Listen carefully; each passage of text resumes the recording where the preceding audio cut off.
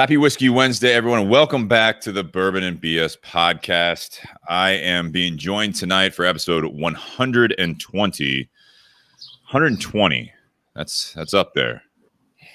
And it's Miguel Schoedel. He's been in the garage before twice, I believe, for the podcast. He is now joining us from a garage, not this garage. So I appreciate you trying to make it a little bit more familiar for everyone. Well, I wanted to honor you and your garage, so I have reciprocated. No, it's amazing. And I'm also got Nate Hale on here as well from his backyard. He doesn't smoke in his garage. I'm trying to petition for him to start doing so, especially when it gets colder out, and I've lost that battle so far. I think he's just holding out for when all this is alleviated a little bit more and we're back in this garage. I just don't feel like moving the car. It's got a gear called reverse, or if you pulled back, you just put it in drive and move it. I know, but then I got to move it back. Oh my God. Well, that part you might be drunk at that point. So I See, there you go. All right. Anyways, tonight we are smoking some Crowned Heads. Miguel is from Crowned Heads Cigars. If you've seen him on the podcast before, like I said, we have talked about some great cigars that Crowned Head has been putting out. And this one tonight, we are featuring the La Coalición. And that is a more recent release for Miguel and Crowned Heads. So I'm looking forward to talking about this one. I've had it before several times. And we are, because Miguel has become kind of our resident rum expert. I don't know if anyone's ever called you that before, Miguel. A rum nerd. Rum nerd. That's the same thing. Yeah, we're going to be drinking Bumbu Rum. And that's just their base, the original they call it. So the Bumbu Rum. So we're having a rum night again. I think this is the theme. The first time Miguel was on, we did have Rabbit Hole, and he also brought rum, and I think we all switched to rum by the end of the podcast. So we've kind of kept with that tradition. I do want to thank our sponsors. First and foremost, patreon.com/bourbonbs podcast. For those of you that support the podcast, we really appreciate it. It's been a huge help during all this time with the new StreamYard stuff we're using, posting everything, buying the bottles, everything else. It's been a huge help. So we really appreciate that. We're looking forward to get back on track with some of the merchandise we've been talking about. The company is starting to do stuff again. So we are looking forward to that here soon. So check us out on there, and you can donate $5, $1, $10, $1 million a month, whatever you want to do. Also, Tinder Box at Easton. We appreciate it. They're the one that kind of bring it all together for us. They are the ones that, by way of Crowned Heads, supply the La Coalición tonight. I've also got a Juarez, which I believe Nate also has a Juarez as well. Oh, I've got a bunch of Crowned Heads sitting in front of me. A bunch of Crowned Heads. We got more than I do. Anyways, I'm jealous. I think Miguel has us beat, though. I found out that I have apparently more La Carême than Crowned Heads does in their entire factory right now. That's correct. And how many do you have, sir? One. Exactly. 100%.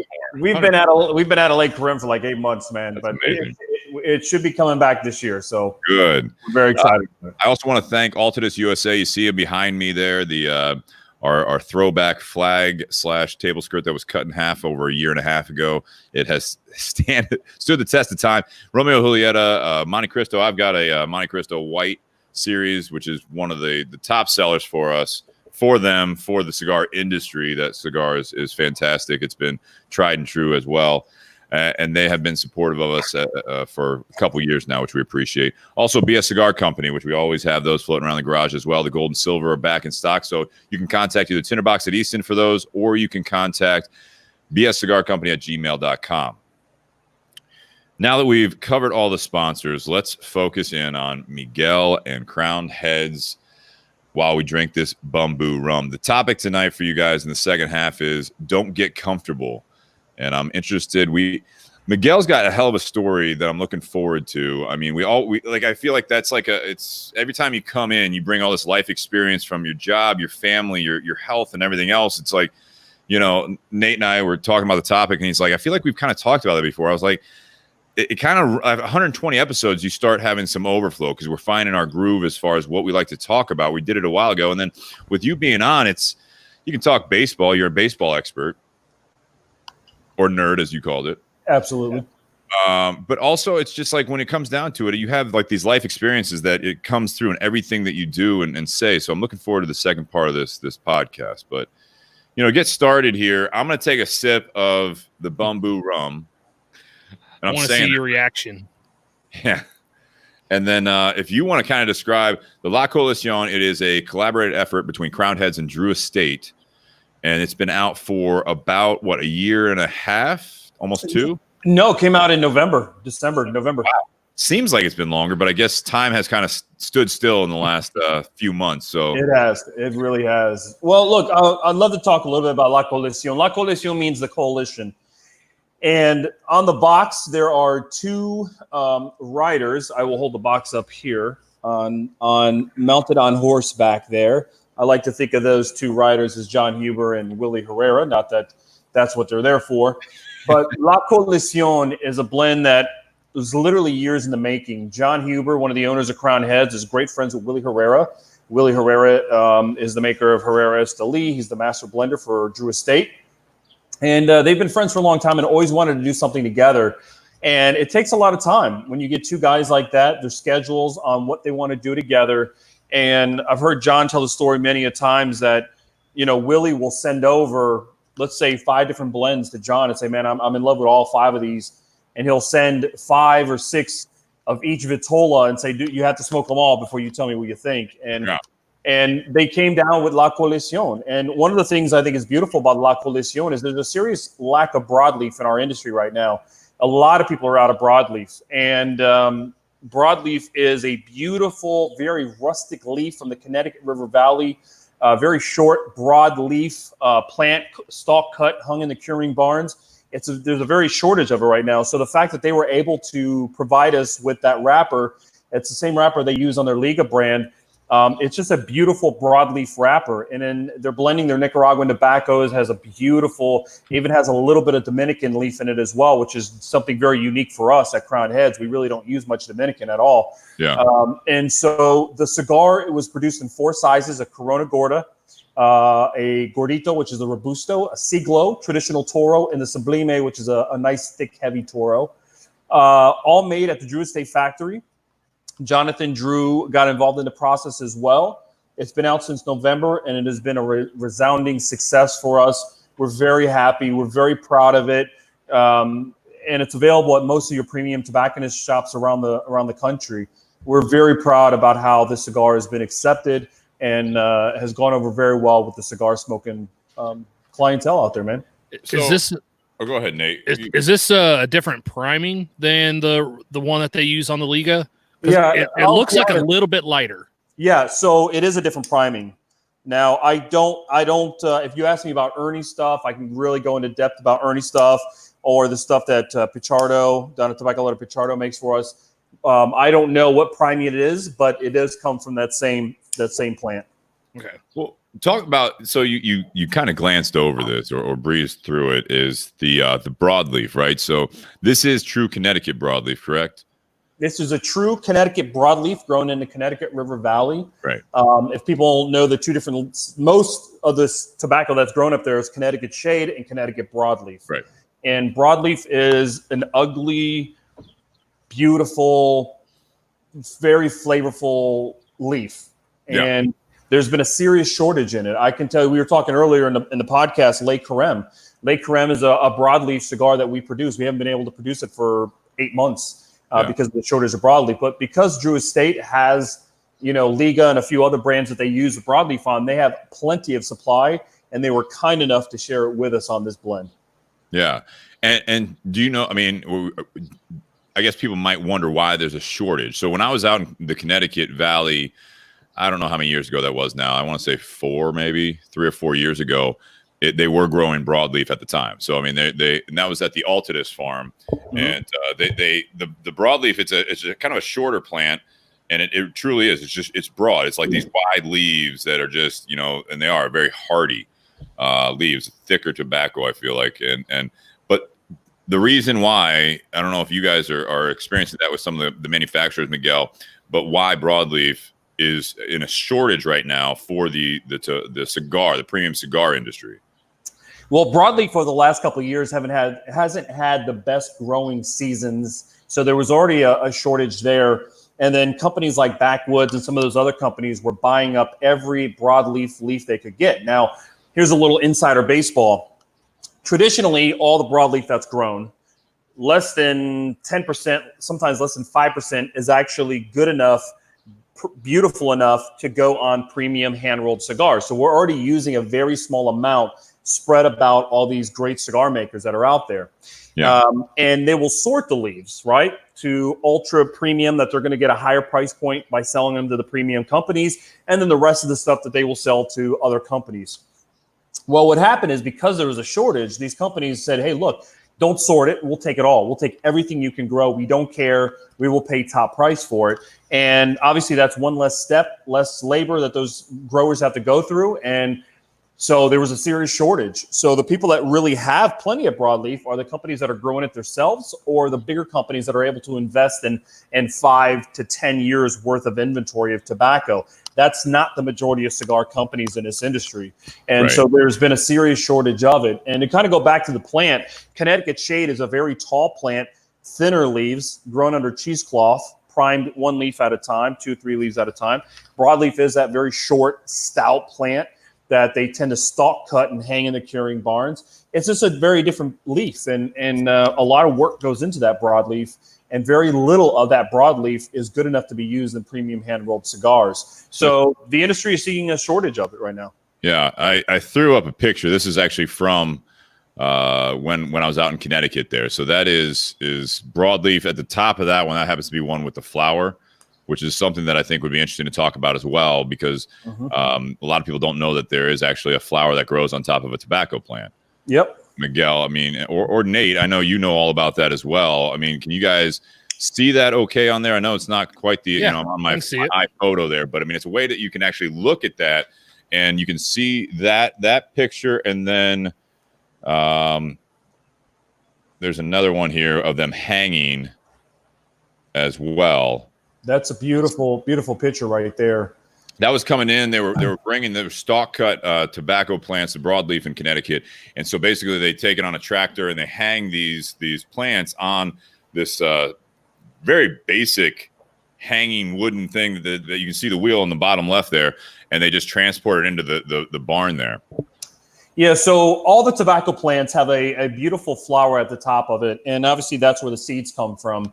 And you could probably hold over 1 million seeds in the palm of your hands. The seeds are absolutely very, very small on tobacco.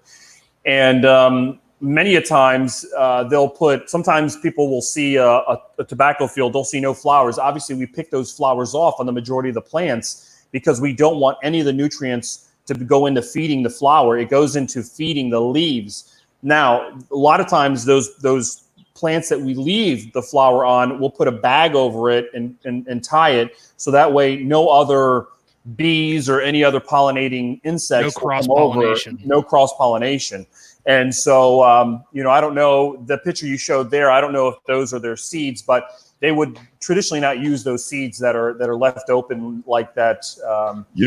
When we were out there, I'll bring that one up again here, and I'll zoom in. So when we were out there, they were, I don't know what they were doing with them, but that day we were there, they were going through, there's a group of about maybe 5-ish people, or so in the group, doing the whole field, and they were topping those plants. But I don't know where they were going from that point. I don't know if they use that for anything or if they're just literally just killing that part of the plant so that it doesn't have that problem of pollination. Mm-hmm. Well, you can see in that picture, like everything to the left of those rows you're looking at doesn't look like they have the flower. So Correct. They're probably just working they're just working through the field, getting rid of those flowers. And that's what they call it. They call it topping the plant. And and a lot of times, the seeds that they're using are sometimes their own version of broadleaf or their own selection of broadleaf. But that's a great lesson right there for people that understand tobacco. And where Connecticut Shade goes through a very little it goes in the curing barn, and it goes through a very short fermentation process, where broadleaf, because Maduro, a lot of people assume Maduro is a leaf, and it's not a leaf. Maduro means ripe. Maduro is a process, if you will. And broadleaf being such a thick leaf, being such a hardy plant, it can go through that Maduro process, that longer fermentation, which really, bring down the tar, the nicotine, and the flavor, and the oils go up, and the sweetness of the tobacco goes up as well. The sugar content and the salinity is also. And so part of that is that leaf can sustain that fermentation process to where it gets that nice, dark, oily leaf. You see that also with the broad. You also see that with Mexican San Andreas as well. Yeah. Yeah. With the broadleaf, my original question, you had mentioned backwoods and companies like that buying a lot of that stuff. That's what I've heard, is that with the Connecticut broadleaf, it's very interesting to me because I never would have thought of it. But the marijuana industry has made some major, huge buys on this stuff. And it absolutely kind of, like you said, if you're growing your own in the premium tobacco industry, you're all right to a point.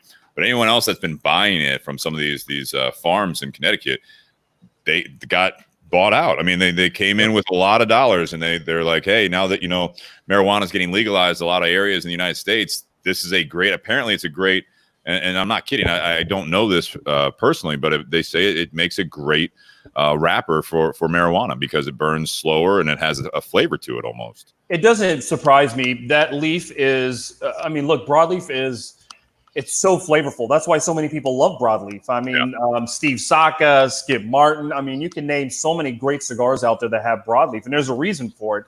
And the marijuana industry and the mass-produced cigar industry is no different. But the fact that we use such little of the yield, you're talking less than 10%, 5% of the yield is good enough for our industry. Yeah. It's already makes it difficult to get broadleaf. And then on top of that, the growing seasons, the buying out of the leaf, it's not easy. It really is not easy. Do you think that'll keep some manufacturers away from trying to use broadleaf in a blend in the future or in the near future? Absolutely. You're going to see, well, I will tell you that a lot of people that put out limited editions and stuff have gone to making more of Mexican San Andreas Maduro cigars, or going to Pennsylvania to get that broadleaf. Neither of them had the taste or flavor of broadleaf from Connecticut River Valley, but a lot of people are switching to that or have put those projects on the back burner until, it happened to us. Le Carême, which is one of our best selling cigars, Halfwheel.com named it number 2 cigar of the year a couple years ago, and we just can't produce it. And that's probably my favorite cigar from Crowned Heads. Thank you, brother. It's one of my favorites as well. But you can either do one or two things. You can put a different wrapper on it and hope nobody notices, or you can do the right thing and just take it out of the market and wait until the right leaf is available. Yeah. Tyler actually said something about thanks for not shortcutting us and using the Pennsylvania seed. Yeah. Pennsylvania definitely has a different flavor. Completely different flavor. Nicaraguan broadleaf, is that a thing that you're seeing more of? I think that's kind of the solution, much like Connecticut shade.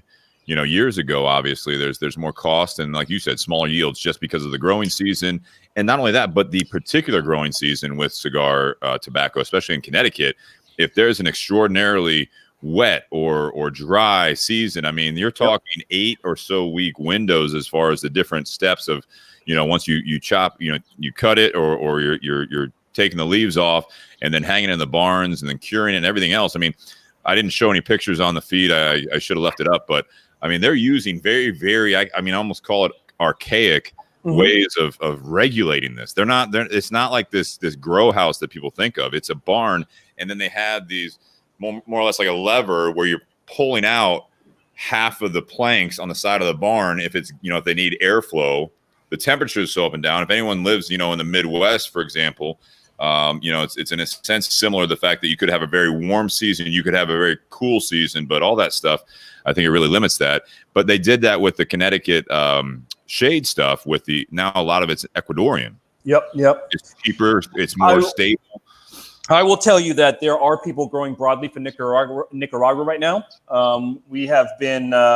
We've been shown this stuff. We've tasted the stuff, and I will tell you it's a great leaf on its own, but it's nowhere in the class of Connecticut broadleaf. You're just not going to get that same soil or climate. You're just not. But again, that's the same thing that's why the Connecticut shade, you were talking about as well, that they grow in the Connecticut Valley. I think it's got a different flavor. It's got almost a different feel to it as well than the Ecuadorian. Yeah, to me, the Connecticut from the Connecticut River Valley, the shade stuff a lot of work goes into that as well because they have to hang cheesecloth, right? Yep. And so it's a shade grown leaf and it's very flavorful, but it has to me a very grassy note to it. So if you like, there's a lot of cigars out there that have it. It has a very, to me, underlying grassy, fresh grass clipped kind of flavor to it. The Ecuadorian stuff is very interesting because the Ecuadorian stuff is grown in direct sunlight. There's no cheesecloth down there for this. Really? Yeah. And the reason why it has that color is that the cloud coverage in the mountains where it's all grown, there's a lot of mountains, right? And so naturally the sun is shaded partially through the day because of the mountains. And then the cloud coverage in Ecuador is so heavy that it acts as a natural cheesecloth. It acts as a natural deferrent of light. So technically our Luminosa is a sun-grown wrapper. And it's a shade wrapper. It's considered a shade wrapper, but it's really not. It's God's shade. It's not cheesecloth. There you go. There you go. Shaded by Mother Nature. All natural, as they say. All natural, right? I don't like that. Miguel, with this La Coalición, I mean, what was I guess, you guys have been, how long has Crowned Heads been around? We will be celebrating 10 years next year, I believe. That's what I thought. Yeah, it's around that 10-year mark. And this came out, you said this last year, late last year. So it's been out on the market less than a year. And then you're going through all of this quarantine stuff around the world. So it's kind of seen, you had that great introduction and now you have this huge issue going on that you can't really promote a whole lot. How is it doing for you? What was it that brought, I know you guys did the Buckeye Land, which we appreciate here in Ohio. The Buckeye Land was with Drew Estate as well. And if I'm not mistaken, that was the first Drew Estate collaboration, correct? With you? Yeah, we did a cigar with them, Paniolo from Hawaii. About the same time we did Buckeye Land. But this, La Coalición is the first core line that we've done with Drew Estate. The Buckeye Land is a limited run product that's only for the state of Ohio. But as far as core line available all year long to every account in the country, this is the first for us with them. And La Coalición launched at the IPCPR, PCA, RTDA trade show last year. It had a great launch.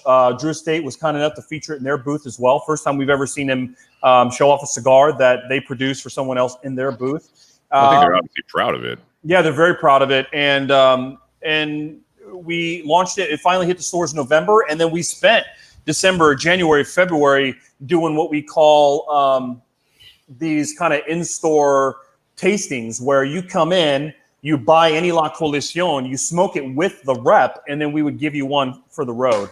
That's amazing. We did that. We did maybe about 70 of those across the country, and then obviously it all shut down because of COVID-19. But we will pick that back up. We believe that tasting, seeing is believing, and everyone that tries this La Coalición falls in love with it, and so that's been our way to promote it. We're not into the big ads and all the flashy magazines.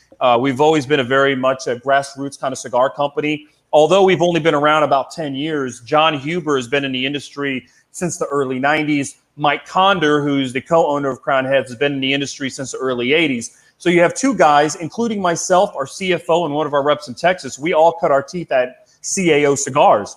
Right. And when we were CAO, it was family owned by the Osgoner family in Nashville, Tennessee. And when that came to an end, because they were purchased by Scandinavian Tobacco Group, who eventually bought Swedish Match, who owned General Cigar and CI, Ricky Rodriguez then stepped in and took over the brand. Ricky's a great guy. Ricky wasn't there when we were there. Yeah, Ricky we had on last week. I know you saw that, but yeah, Ricky Rodriguez, if you guys haven't checked out that podcast, we had a great Ricky and Jonathan Herring. Ricky's a great guy, and he's done a great thing with the brand. But John and Mike did not want to join their company in Richmond, Virginia. They wanted to stay in Nashville. And the idea was to create their own cigar company. They did not want to create CAO 2.0. They wanted to create something new and fresh. And so they created Crowned Heads. And that came from kind of the ashes of CAO. And you had these two guys that were executives at CAO and so much experience. And they built this company. And in 10 years, we're probably one of the largest boutique cigar brands in the country. Yeah, I mean, the term boutique is, anymore, you don't know. I don't know what that means anymore. You guys, 10 years ago when you first came out, I think you're boutique. Now it's kind of like you're You're well represented. I think that the boutique brand is quickly losing shape on a company like yours because you are getting bigger. You guys had you walked in with a name in a sense going into that, like you just described, and now you're at the point where you're putting out some of these powerhouses. You got limited releases like crazy as well, which is kind of fun for everyone because we all know that this industry, in the cigar industry at least, and also the bourbon and the spirit industry. All of these small batches, these barrel picks on the whiskey side, you got a lot of that. You guys are well known, in my opinion, in the cigar industry for doing the same exact thing in the cigar side. You're doing limited releases. You're doing one-offs in a sense. It's almost like a single barrel. You tweak the blend a little bit, and then you put it out. Like you've done that with Four Kicks. You've done it with Headley Grange. You've done it with a lot of them. I don't know if you're going to have an offshoot of La Coalición. I don't know if that's in the works. But I mean, I guess it depends on maybe what you see with this one, or you might, expand the brand. I just think that you guys are coming from all different angles. You throw in the Juarez, which we reviewed the last time you were on. Oh, yeah. You've got a cigar that we're smoking here that, at least on our shelf in Columbus, Ohio, you're at about $13 to $16 depending on the size. You got the Juarez that's topping out at about $9. So I mean, you're all over the board there with quality smokes. So. With this, what was the point? I mean, I think this is, if I'm not mistaken, in your regular production, this is your priciest cigar. This is the top of the price chart for you guys. Is that correct? This is our most expensive regular production line that we've ever done. Was that intentional? Was there a void there? I mean, were you just this was just the next project, and when you looked at the cost in it and what you're dealing with, and it cost more? It costs a lot more to produce a cigar than any other cigar we produce. Part of that is because of the tobaccos that Willie and John chose. Luckily, very blessed to have the Drew Estate Company open up their tobacco warehouse to us and say, all right, what do you guys want to use? So when someone does that, it gives you an opportunity to maybe work with some tobaccos you haven't had your hands on, can't get your hands on, or tobacco that's extremely well aged, and it does bump the price up. So we knew this was going to be a pricier cigar, and I would tell you that it probably should be a little bit more expensive, but we wanted to make it very available to everybody. So between the blend, the tobacco, the whole production of the cigar, it does cost a little bit more, but everybody enjoys a good super premium is kind of where I put the cigar. Yeah. And a lot of the guys that are smoking Ligas and Padron and Adversarios, this is kind of in their wheelhouse. Oh, for sure. For sure. Nate, what do you think of the cigar? You have a question? Well, is it so Crown Heads, as opposed to when you and the other guys were with CAO, you guys don't have your own factory. You don't have any of your own fields. You don't grow any of your own tobacco. Mm-hmm. But which some people sit there and go, oh, you don't have a whole lot of control. But on the flip side, it gives you the opportunity to work with people that have some amazing tobacco. So you guys have done cigars through EP Carrillo. You've had Don Pepin Garcia do cigars for you, Drew Estate, Pichardo. So is that kind of how you guys want to keep doing it in the future, is utilizing these other factories and manufacturers who have basically this giant catalog within each of them of all this tobacco to use? Well, I think that for us, we are cigar enthusiasts, right? And we don't have that Cuban heritage, that so many other people do. And so for us, it's let them do what they do best. Let us do what we do best. And we're very blessed to have that relationship with Ernesto Perez Carrillo. I can tell you that he takes our brand as serious in his factory as he takes his own brand. And we're very blessed to have that relationship. Not everyone has a relationship like that with cigar brands. Drew Estate has been very good to us. Don Pepin Garcia makes plenty of our cigars as well. Las Calaveras is a big one that they do for us every year. And our newest partner is Tabacalera Pichardo, and we have a lot of control over our cigars in that facility as well. So it's about teaming up with people that it's not about doing a contract cigar. You can go to any factory and have them make you a cigar. Our relationships are much more personal, much more hands-on, and we're very blessed. And I think that's part of our success at Crown Heads, is that we've had that ability to do that. And I think it's great that you guys are using 4 different manufacturers, and a lot of times, whichever Crown Head cigar I go to light up, before I text you, like if it's a new Crown Heads, like just about every Crown Heads I've smoked, I'll start smoking it, text you, and I'm like, so is this coming out of this factory? And you're like, yeah, because each one of those manufacturers has Signature. their own signature taste and blend and process and everything, and that really comes out when you're smoking your guys' line of cigars. Is you can, if and you've smoked a lot of cigars, you can actually pick where that cigar may have come from in terms of the manufacturer. Absolutely. If you're a fan of My Father, you can pick up our Jericho Hill, our La Imperiosa, or Las Calaveras. If you're a fan of EPC, you can pick up our Four Kicks. You can pick up our Headley Grange, our Luminosa. If Pichardo is a kind of a new brand out there, Ace Prime. They make our Juarez, which has been very successful for us. And then if you're a fan of Drew Estate, you'll probably dabble a little bit in our Nicaraguan stuff, including the stuff that they produce for us. Buckeye Land. They've been doing a few of our Paniolos for Hawaii, and they do La Coalición. Let me ask you this one on the La Coalición. I mean, if you guys, you're smoking that too, right? Yeah, that's what I'm smoking right now, brother. Yeah, Nate as well. Yes. Yeah. And I've got two people socially distanced apart in the garage here with me. This is something, when you talk about like Liga Privada from Drew Estate, and I will say, Nate, one thing when you're asking Miguel, this is one that is no secret. When you guys revamped this band on it, you've got the Drew Estate logo there kind of tucked away on the side, which is nice. Yep. This thing, when I lit it up the first time, I thought there was no mistake. We were talking about, I knew it was Drew Estate, but there had to be some shared technique or tobacco, I assume, the tobacco, and I think it might be the wrapper leaf. You can tell me what you think. The billowing smoke off of the foot of this cigar, it reminds me of the Liga Privada number 9, especially. The T52 does it a little bit too. But there's something different because you can, there's some cigars that's like a little faint, smoke coming off of the foot as you set it down or you're holding it or whatever.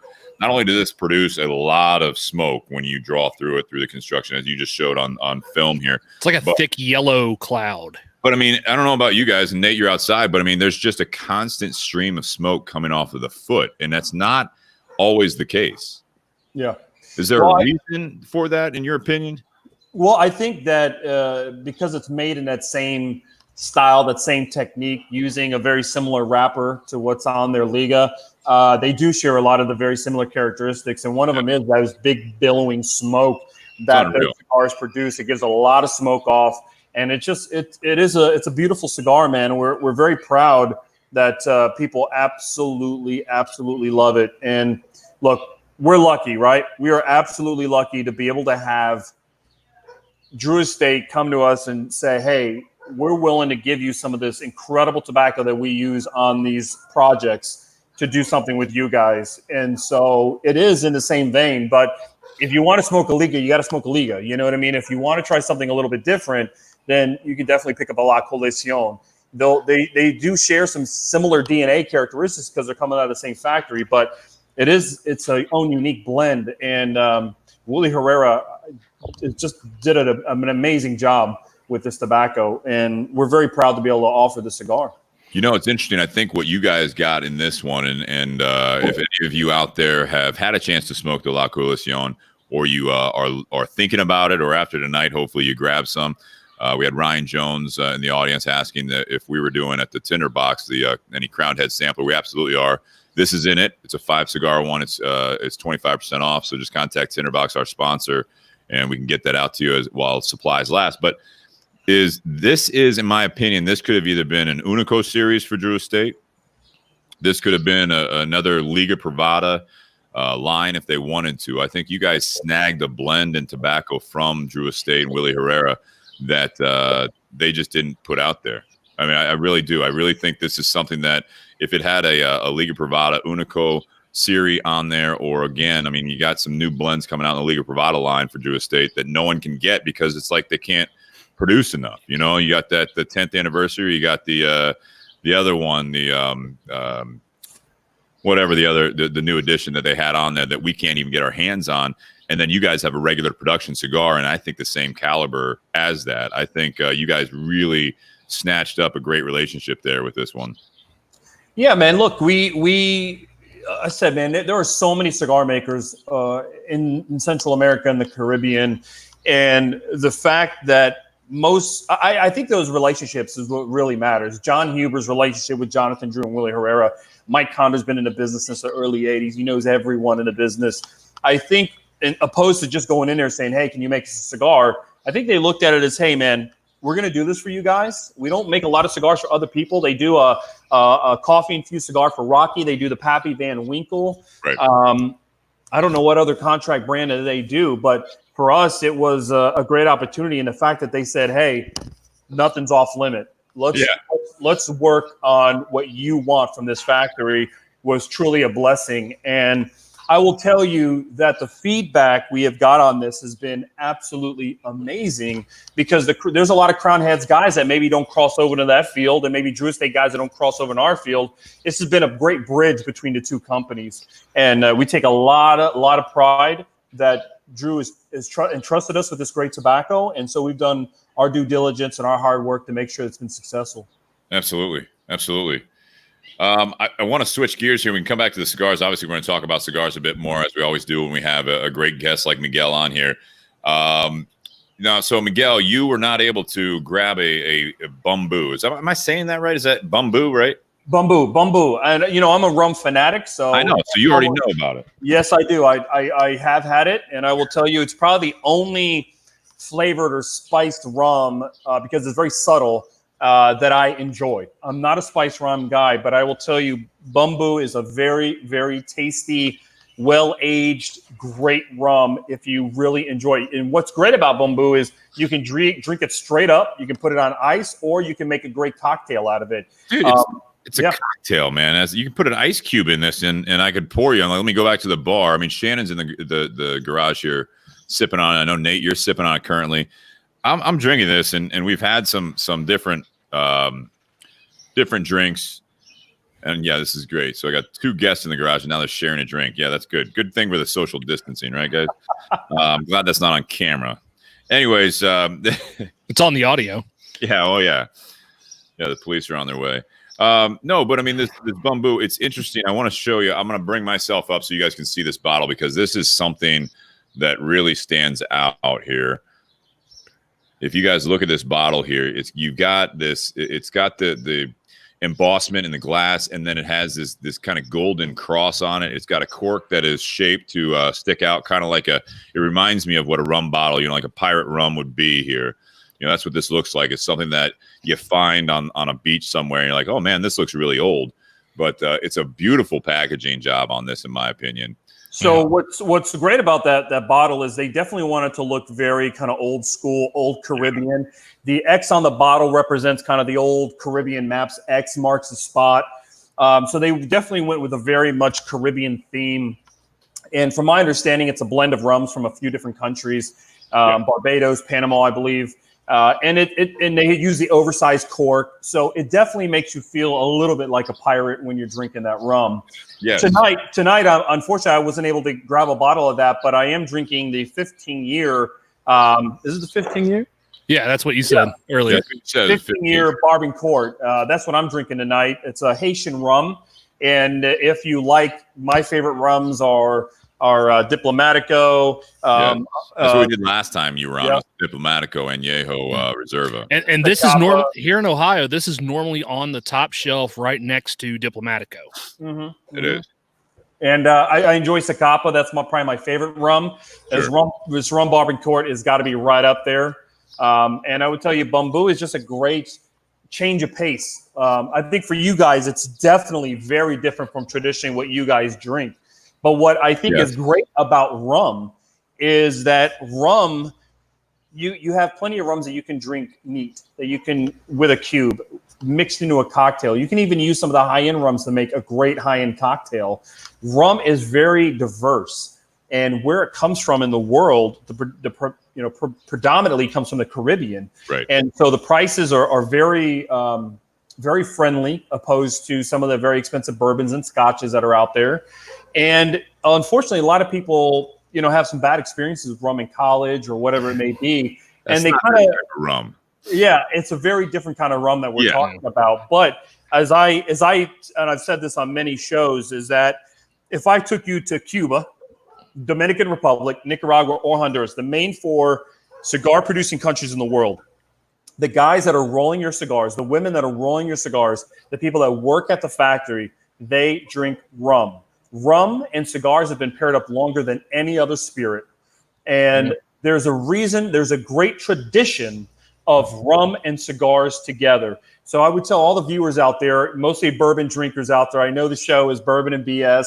I would tell them to explore. If you're a cigar person, you've got to explore the world of rum. It was the most, I don't know if that's the right word, consumed There you go. spirit. Now we're sounding smart. There you go. It was the most consumed spirit in the colonial days of America. Yeah. And so, people forget that rum is in our heritage, as tobacco is in our heritage as Americans. And so many of the tobacco fields you see down in Central America, if it's in an area where there's high winds that can rip the leaves, a lot of times they'll grow sugarcane around that tobacco field to help break that wind from hurting the leaves. They share the same terroir. They share the same land. And the same characteristics. They're grown in the tobacco, the rum and the sugarcane is grown in the same countries, and they're produced in the same countries. They have a very similar story. Yeah, and that makes sense completely. This rum, you said, and I didn't even realize this. They have the XO as well, which in Ohio. So this one's coming in about $36.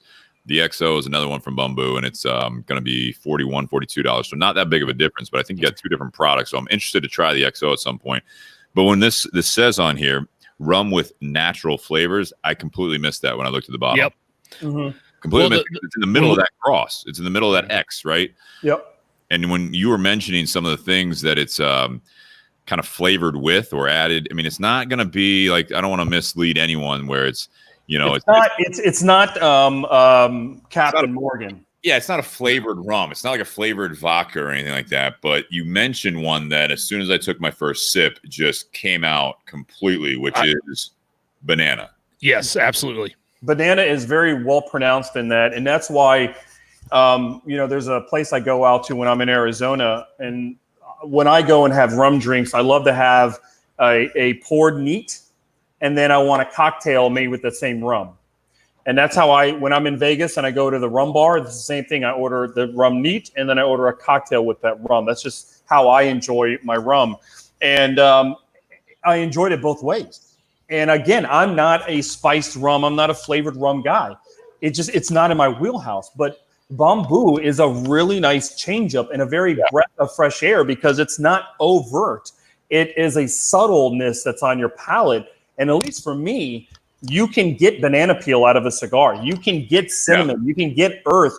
And it kind of highlights some of the tobacco. So it's very unique. No matter what you're going with, Zacapa, Diplomatico, Havana Club, Bacardi 10 year, whatever it is, rum, I think, enhances the taste of tobacco. And Bumbu is a great example of a rum that is very much similar to that. Well, and Steve and I were trying to figure out what to drink. The reason I had mentioned this one is because the last time you were in the garage and you brought the Diplomatico, some of our listeners were watching on the live feed and they were commenting. And one of our listeners had made Bumbu as one of the comments. I think it may have been Jody. Who also provided, it's ironic, she donated a bottle of that TX whiskey which we featured on the podcast as well. And when I drank that, the very first flavor that I got on my palate was banana. So I think Jody may have a thing going on with banana flavors. There you go. Maybe, but I got to tell you, this is one like this. So I love that we're doing this right now. What do you got there? This is a rum bar report. You can buy, there's 3 different versions of it. This is the oldest one.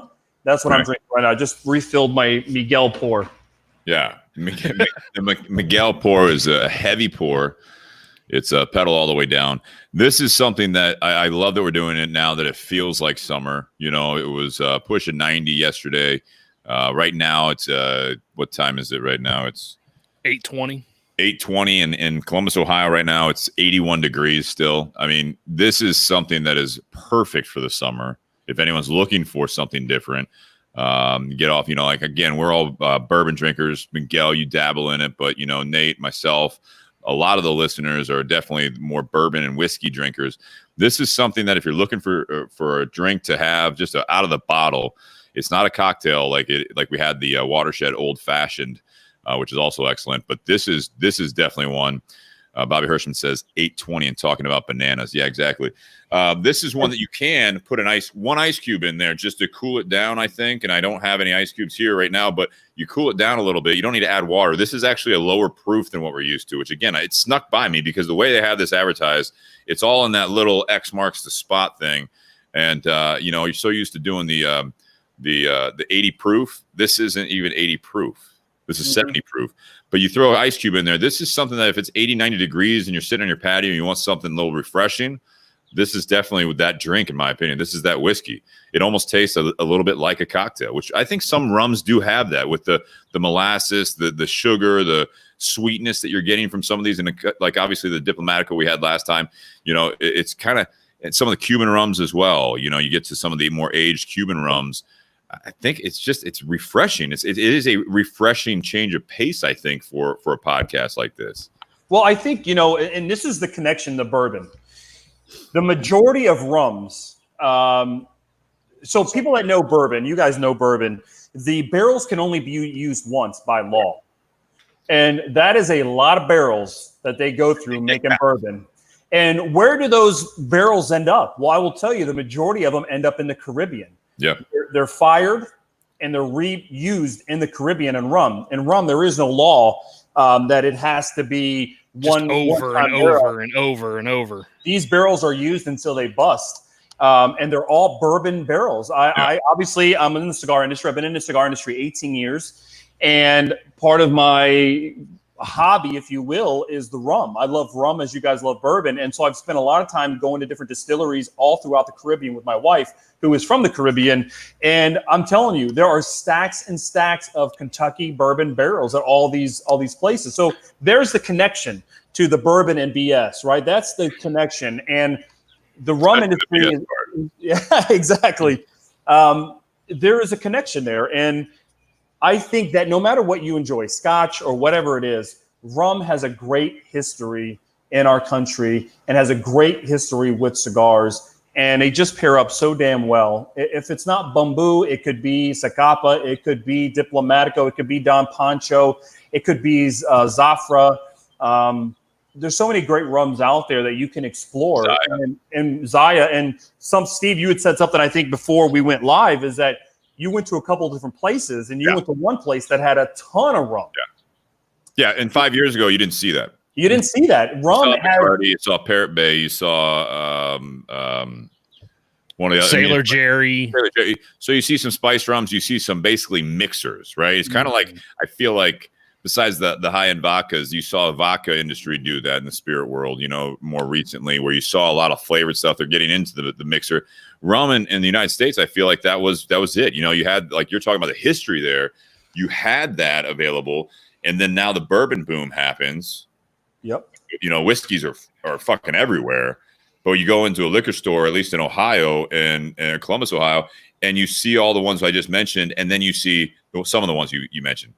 Ron Zagapa, you got the Zaya, and then it's now you got was it Pirate with a Y. Yep. You see some of those, and they're starting to come up. And now I walk into a liquor store tonight because we haven't done rum in a while since Miguel hasn't been on. But now that he's back on, I go look for this bottle, and you're absolutely exactly what I said. It was like I couldn't believe how many are out there, and now I want to get it more into rums. I'm seeing more tequilas out there. I'm seeing more rums out there. This is where I love, doing. Obviously, this podcast is more, geared towards bourbon, and I don't want to get away from that.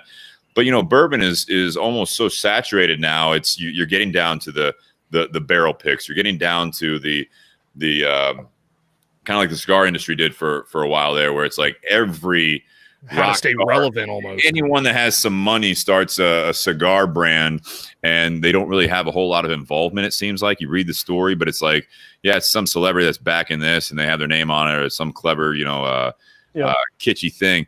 That's not typically the case. Tequila's got a little bit of that. You got some celebrities, but rum I haven't really heard a lot of as far as the celebrity endorsed stuff. This is just brands bringing on, and I'm sure there's some crossing of some major spirit manufacturers doing more rums, but I think there's a market there, and I'm excited to see where it goes. I mean, obviously, you know a lot about it, Miguel.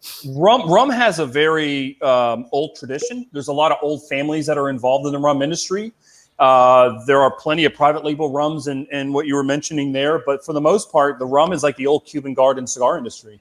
A lot of these rums that you see, for example, when you look at Zacapa out of Guatemala or Diplomatico out of Venezuela, these companies have been around 100 years, and they very much are ingrained in that industry. It is very tough to break into the rum industry, and that's when you do see people that have their rum, it tends not to be a aged rum. It tends to be a mixer rum. Yeah. Kenny Chesney has a rum. I think a few other people have rums out there as well, and I know Bumbu for a while was really heavily touted by a rapper by, I forget his name. Where's Ryan when we need him? Little Wayne was big on Bumbu. Lil something. Lil Wayne was big on Bumbu as well. But rum is a very different market. It's a different world. It's much smaller than, in the United States than the other spirits. But around the world, especially in England, the English rums are very popular, obviously because of their old naval, and they controlled half of the Caribbean at one time. The Netherlands as well is really big on rum, and there's some great stories with that. And as I said before, in the colonial times, it was consumed more than any other spirit, and we tend to forget that in this country. And this is Barbados, is where it says it's originating out of, which leads me to, you talk about celebrities. I believe, isn't Rihanna from Barbados? Mm-hmm. Maybe I'm missing this, but how does she not have a rum company right now? She's like, that's a very good question. I just recently, my girlfriend told me a little bit more about Rihanna and like her worth. It's shocking. She has her own lingerie company. Obviously, she sells a lot of records. She has a lot of business involvement, but maybe rum will come eventually. It's got to. I mean, why wouldn't it? And I heard an interesting fact the other day is that more rum is consumed in Mexico than tequila. And part of that is because all these people that go to Mexico on vacation, all those fancy cocktails that they drink down there are not made with tequila. It's made with rum. Yeah. And every as many bad experiences as people have with rum, there's even more bad experiences with tequila, probably. Absolutely. And what's funny is that we talked earlier, I think before we went live, is that if you're a true bourbon guy and you're used to paying the prices that you pay for bourbons, and then you go to I'm going to use Zacapa because that's my favorite rum. Yeah. Zacapa 23. I think in Ohio, that's a $45 bottle. You look at that and you go, 23-year-old rum, $45. This can't be good. And you have to get over that because rum is produced in third world countries. It's produced by molasses predominantly. 99% of rums are what we call rum industrial, which is rum made from molasses. And so molasses can sit around forever. And once it gets put in barrels, it can sit there forever. The angel share is much heavier in the Caribbean. So to find a rum that's 25, 30, 45, 50 years old is nearly impossible. Right? The climate is very difficult to do that because the angel share in Kentucky is a lot less than what it is in the Caribbean. So if you have rum in a barrel that's 30 years, you lose half that barrel. And so that rum has to be tremendously expensive. So because Kentucky actually has seasons. Absolutely. And so when you do see some well-aged rums, it's usually that they're producing that rum at sea level and they're taking it up to the mountains like in Guatemala or Jamaica, and they're aging it in the mountains because it's much cooler and the angel share isn't as heavy. I just think people need to open their mind to rum. And what I love is the fact that you guys invite me on the show. We talk cigars, but you know how passionate I am about rum and how the industry is so impacted by rum.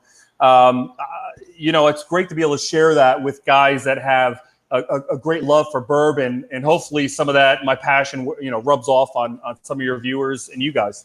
Well, I know it always does when we talk about it, and sorry, Nate, but I mean, with rum, I absolutely like. I think the whole thing when people are getting into it, I already said this, is that the rum industry in the United States is starting to pick up steam, and I think that the bourbon world actually opens the door. You see that with this type of the spirits, right?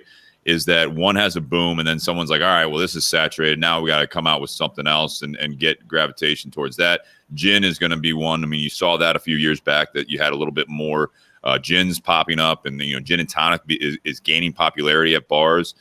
You can't really dress up a gin and tonic that much, but there are gin cocktails, obviously, vodka. But bourbon is the craft cocktail right now.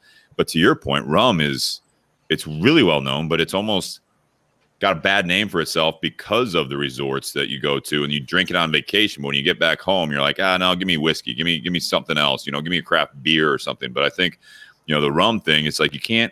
I'm sure they're out there, but I can't do a rum and cigar podcast and do 120 episodes. We're struggling enough with whiskeys and bourbons, even more specifically.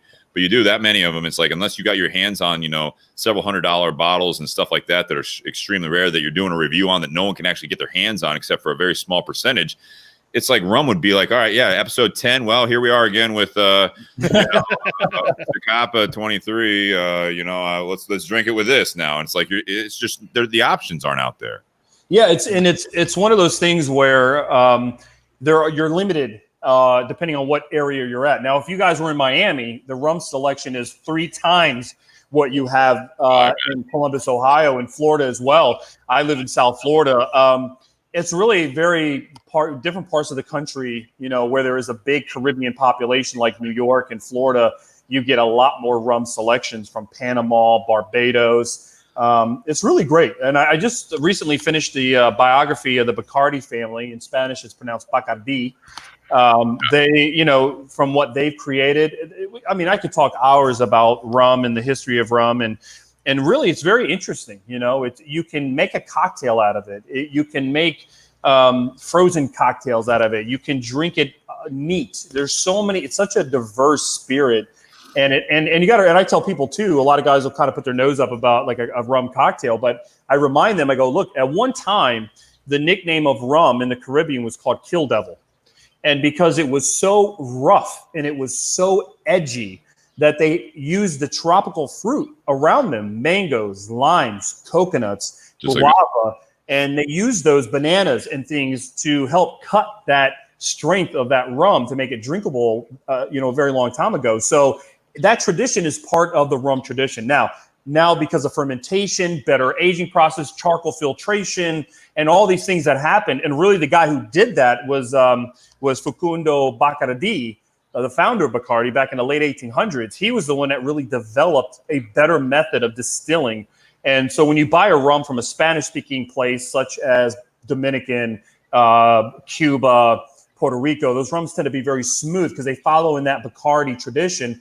The English-speaking islands such as Jamaica, Barbados, are much stronger because the English Navy, they had rum rations on there, and all the way up to like 30 or 40 years ago, they had a very potent rum that they enjoyed. And then you have the French-speaking islands that produce what they call rum agricole, which is different than rum industrial. Rum industrial is made from a byproduct of sugar, which is molasses. Yep. Rum agricole is made from straight sugarcane juice, from the pressing of actual sugarcane. Much harder to produce, usually a lot more expensive as well. And those are mostly the French-speaking islands like Guadeloupe, Martinique, Haiti, and those kind of countries. What would be an example of something that people could get from the French style of rum? Do you know any off the top of your head? Yeah, rum JM. If you look for any rum that's spelled RHUM, that's the French spelling of rum. And so Barbancourt, which I'm drinking tonight, is a French Haitian rum that's made from pure sugarcane juice. You have rum JM. There's a few more. There's more out there. So that's why I love having you on, because I didn't even know that, the RHUM. I mean, I would have thought that was. I have no idea. It's like he misspelled it when he posted. So when he made his post and did the hashtag. I thought he misspelled it. So rum in English is RUM. In Spanish, it's RON, and then in French, it's RHUM. Let me ask you this about rum names. What's the Ron in front of most of them? Like even down in Cuba, I'm down there. Ron. That means rum. Ron. Yeah, that's what I thought. RON means rum in Spanish. Yeah. So a lot of people, I was gonna see, because a lot of people don't know that. It was interesting when I saw that, because you see it a little bit on some of the ones that we see, like Ron Zacapa and stuff like that. Yeah. But down in Cuba, you have Ron Santiago, you have like all these other ones. It was like just all over the place. You see the Ron before it, and as a typical U.S. consumer, I'm looking at it, I'm like, I wonder if that's like, Don. This guy Ron is making a lot of rum. Who the hell is this Ron guy? And tell me his story, because I feel like he's either an absolute drunk that it was a legend, or he's a multi-millionaire. Yeah, so that's where it comes from. So tonight I'm drinking a Haitian rum. So when I made my post, I spelled it in the French RHUM. Yeah. Well, I was going to tie it earlier to the bourbon world. So Angel's Envy, their regular bourbon is finished in port barrels, but then their rye is actually finished in rum barrels. That's fantastic.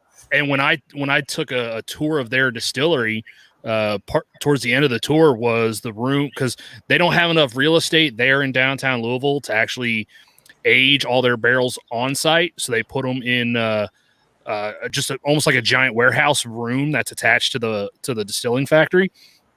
And you have these big, 55-gallon bourbon casks that have the bourbon in them ready to go out to the aging barn. But then there was also smaller Caribbean rum casks there. And you talked about it, like for bourbon, the oak barrel's got to be brand new. Rum barrels, they just reuse over and over and over. And those rum barrels, some of them looked like they were falling apart. Oh yeah, because all they're doing is finishing in it. It's not like it's spending years in there. I mean, usually when they're finishing, I think they said anywhere from like 4, 6, 7 months is all it's spending in those rum casks. But then they can reuse them over and over if they want to, just for the finishing project. So there is a tie still right now with bourbon and rum, because it's part of that, trying to stay relevant, trying to come up with something new, not just necessarily a small batch or a single barrel. Hey, let's take a bourbon and let's finish it in something, which a lot of traditionalists would look at that and like, oh, that's not true bourbon. But that's what Angel's Envy did when they first started out, is like, well, we're going to do something it's still a bourbon, but we're going to do something that kind of sets us apart. And they were really one of the first bourbon distillers to start finishing in other types of barrels. Now you see a whole lot of companies doing stuff like that just to impart a little bit different flavor on it. So you're right. There is a huge connection between rum and the whiskey and bourbon community. Absolutely, man. And you'll see if you go into a bourbon aging barrel warehouse, the barrels look beautiful. You come down to the Caribbean and the barrels look like they've been shot up, you know what I mean? And beaten to death. And that's just part of the romance of the Caribbean. I think that's where the pirate theme comes in too. It looks like an old pirate ship that, has had better days back, a few hundred years back, but they're still actually floating that boat. I think that's the same kind of mentality there. You get it till, you run it like our parents ran appliances. You know what I mean? Refrigerator's not quite as cold, as it should be, but nothing's going bad. You just got to eat a little faster. You know what I mean? There you go. The washing machine sounds like it's about to like blow up when it's in the spin cycle, and you like got to get back away from your basement or utility room. But the clothes are clean-ish. It still works-ish. Well, you guys see now that a lot of these barrels are being used to age tobacco in as well now. Oh yeah, that's an old tradition as well. A lot of people are doing it now and promoting it now, but the God's honest truth is that's been done for a very, very long time. Yeah, the leaves are aging, and if they're not taking on the flavor of rum, they're taking on it almost like helps with the aging process of the tobacco. So it's very interesting. Well, it's interesting too, because you said it right on the nose, is that, when the bourbon craze went crazy, and when I saw it, and you guys, see if you saw it from a different angle, more recently, Camacho really came out with that. That's what I was thinking of. The American barrel age. And it was give credit to Davidoff for, once they had their hands on Camacho, that they utilized this trend. Now all of a sudden you see other companies saying barrel aged, and one of the ones that I can think of for those that enjoy Perdomo cigars, Nick Perdomo had he rebranded the Habano series. I don't know if you saw, I'm sure you saw that, Miguel, is that the cigars have been around for quite some time. They've always been popular. And then all of a sudden it's like this barrel age thing. The bourbon industry is just blowing up and everyone's pairing cigars with bourbon. And all of a sudden they're like, well, we've been doing that for a long time. And just like, never advertised it. We're rebranding. We might as well put it on the label. And all of a sudden it's like bourbon barrel aged, tobacco. And everyone's like, oh, so they're starting to do that now. I'm like, sure. Yeah.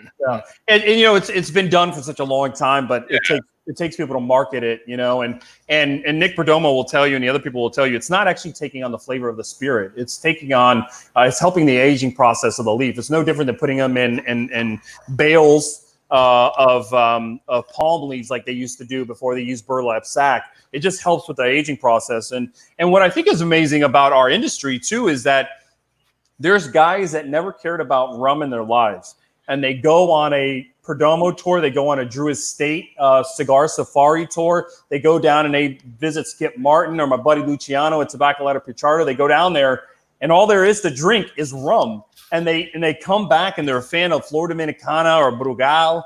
And it's kind of nice to see that people that turn their nose up against rum, they go on a trip down there to learn more about cigars, and they come back with a true appreciation because they're down there for 3-4 days and that's all they can drink. Dude, try Cuba, right? I mean, Cuba was exactly that experience for me. I've been to Cuba as well. I know you have, and it's like that is literally, especially as a tourist, right? I mean, that's all you have. You have mojitos, you have other stuff, you have the daiquiri, daiquiri. Yeah, you basically, you know, I learned that daiquiri, the original daiquiri, we think of strawberry daiquiris as an offshoot of margaritas. No, actually, daiquiri is basically a margarita with rum in it. Yeah, and really Hemingway made the daiquiri very famous, as he wrote about it in his books, and he spent many years in Cuba. And the daiquiri literally is basically lime juice and rum shaken till it's ice cold and poured in a glass, and that's a true daiquiri. And fast forward to us going into a typical Mexican restaurant right now, you know, American, and you're like, oh. So this is kind of like a margarita. You're like, well, actually, you got that backwards. You know, it's definitely more popular in the Cuban world originally, in my opinion. And a Hemingway daiquiri is twice the rum, and that's what a Hemingway daiquiri is. He liked to have his a little stronger. I had a few of those when I was down there, and I had a lot of different bottles of rum. And the great part about it is that everyone thinks, you know, you go down to Cuba, everything's inexpensive. They're high end. Rums are kind of like our whiskeys here, you know. It's like you can get a great rum out there, and it's like you're not paying. Now, granted, it's all relative, but I mean, you're paying $50 for a decent bottle, or even higher for a very, you know, top shelf. Just for an example, the top shelf Cuban rum right now is Maximo, and it's $1,000 a bottle on the island. Right, which a lot of Cubans aren't getting themselves. That is tourist only.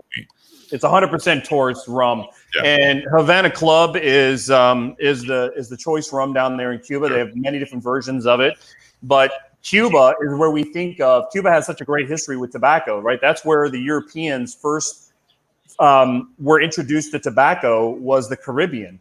Right. And sugarcane, you know, doesn't come from the Caribbean, but tobacco is so well known being Cuba, and Cuba has the culture that other countries don't have. A lot of people go to the Dominican thinking they're going to see everybody smoking cigars. That's not the case. It's like Jamaicans with coffee. They produce Blue Mountain coffee, some of the best coffee in the world.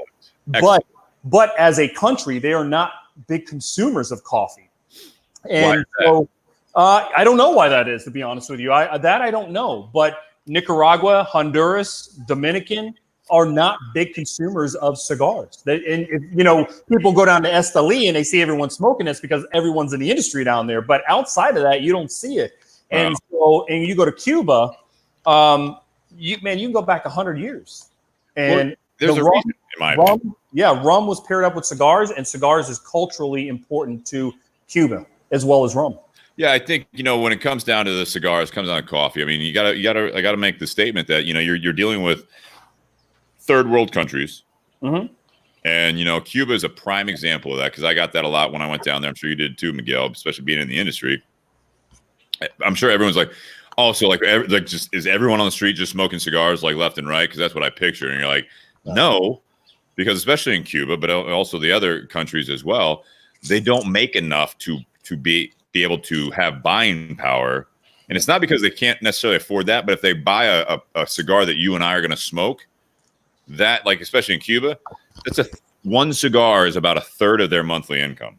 Yeah, and that's where, you know, a lot of people don't realize that, you know, Cuba is a communist country. It's very, very poor. $25 to $45 a month is what the average worker down there makes. They do make cigars for the local Cuban market that run about a nickel a piece. And a lot of that is made from the cutaways of these premium cigars, and they're sold not in the tourist spots. They're sold in like grocery stores in Cuba, and grocery stores that strictly take the coupe, their money, because they have two different CUC and the CUP. And so many of those cigars that they smoke locally are just really very rough Cuban sandwich cigars, and they're very affordable. But to the tourists, it's all about the premium cigar. And look, you go down there, you're buying a box of cigars, it's still going to cost you, $200 to $300, $400 a box. There's, depending on what you're buying, absolutely, absolutely. Yeah, and they smoke a lot of cigarettes as well. Mm-hmm. Dunhill cigarettes, yeah, absolutely. Alex down in Cuba at Hotel Comodoro is just great roller, great roller. And the whole time we were smoking cigars, he's just chain smoking cigarettes. It was amazing. It was definitely an experience. As we round out to part one here, and we have a question for between the episodes, which I'm going to ask because they're a supporter of the podcast. But with this, Miguel, we've started since you've been on last that we kind of do a rating system now. Okay. Notice that if you caught the end of part one much, but with this, we're going to do out of 10. You got 10 being the highest. And you can base it on whatever your scale is. I mean, it's your scale, just like anything else. We're not going to do exactly. I'm not going to give you the parameters, but out of 10, we're going to do the cigar, the rum. You're going to have to go off of memory, Miguel, on the rum. And then also the pairing, which you may not be able to chime in on, but you might be able to chime in on the pairing part of it with what you're drinking and the La Coalición. But let's start with Nate on this, since you are doing the Bumbu and also the La Coalición. What do you got for the two individual pairings as well as the pairing, or individual products, and then also the pairing? So if I had to rate the La Coalición back in November when we first got it in the Tinder Box, if I had to rate it back then, I'd have given it probably a 6, but that was because of construction. Okay. Like when I was smoking that cigar, I was like, this has got to be coming out of Drew Estate, because of some of the construction issues I had were more common with some of the Herrera Esteli, the FSG cigars like that. I'm so glad that I think they've gotten past that issue, because anytime you have a cigar first come out, like there's going to be some issues because you haven't really gotten feedback from customers or consumers of that cigar. You've only gotten feedback maybe at a trade show or something like that, or from the people actually making it. So I will say that I do believe this cigar has improved since it first came out. So as this cigar sits now by itself, I'd give it an 8. It's not an overpowering flavor. It's definitely got a lot of flavor to it. It's got some spice that comes out of the retrohale. But it's not a full body cigar. It's got a lot of flavor, but it doesn't have a full strength behind it. So I'd give the cigar an 8. The Bumbu, I enjoy it. I was not expecting a flavored rum necessarily.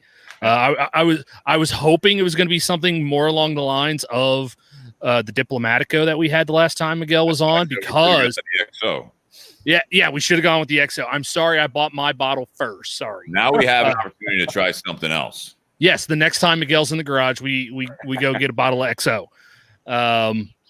So if I had to rate, because I'm not much of a rum, I'm not much of a flavored rum guy. That Diplomatico still is by far the best rum that I've ever had.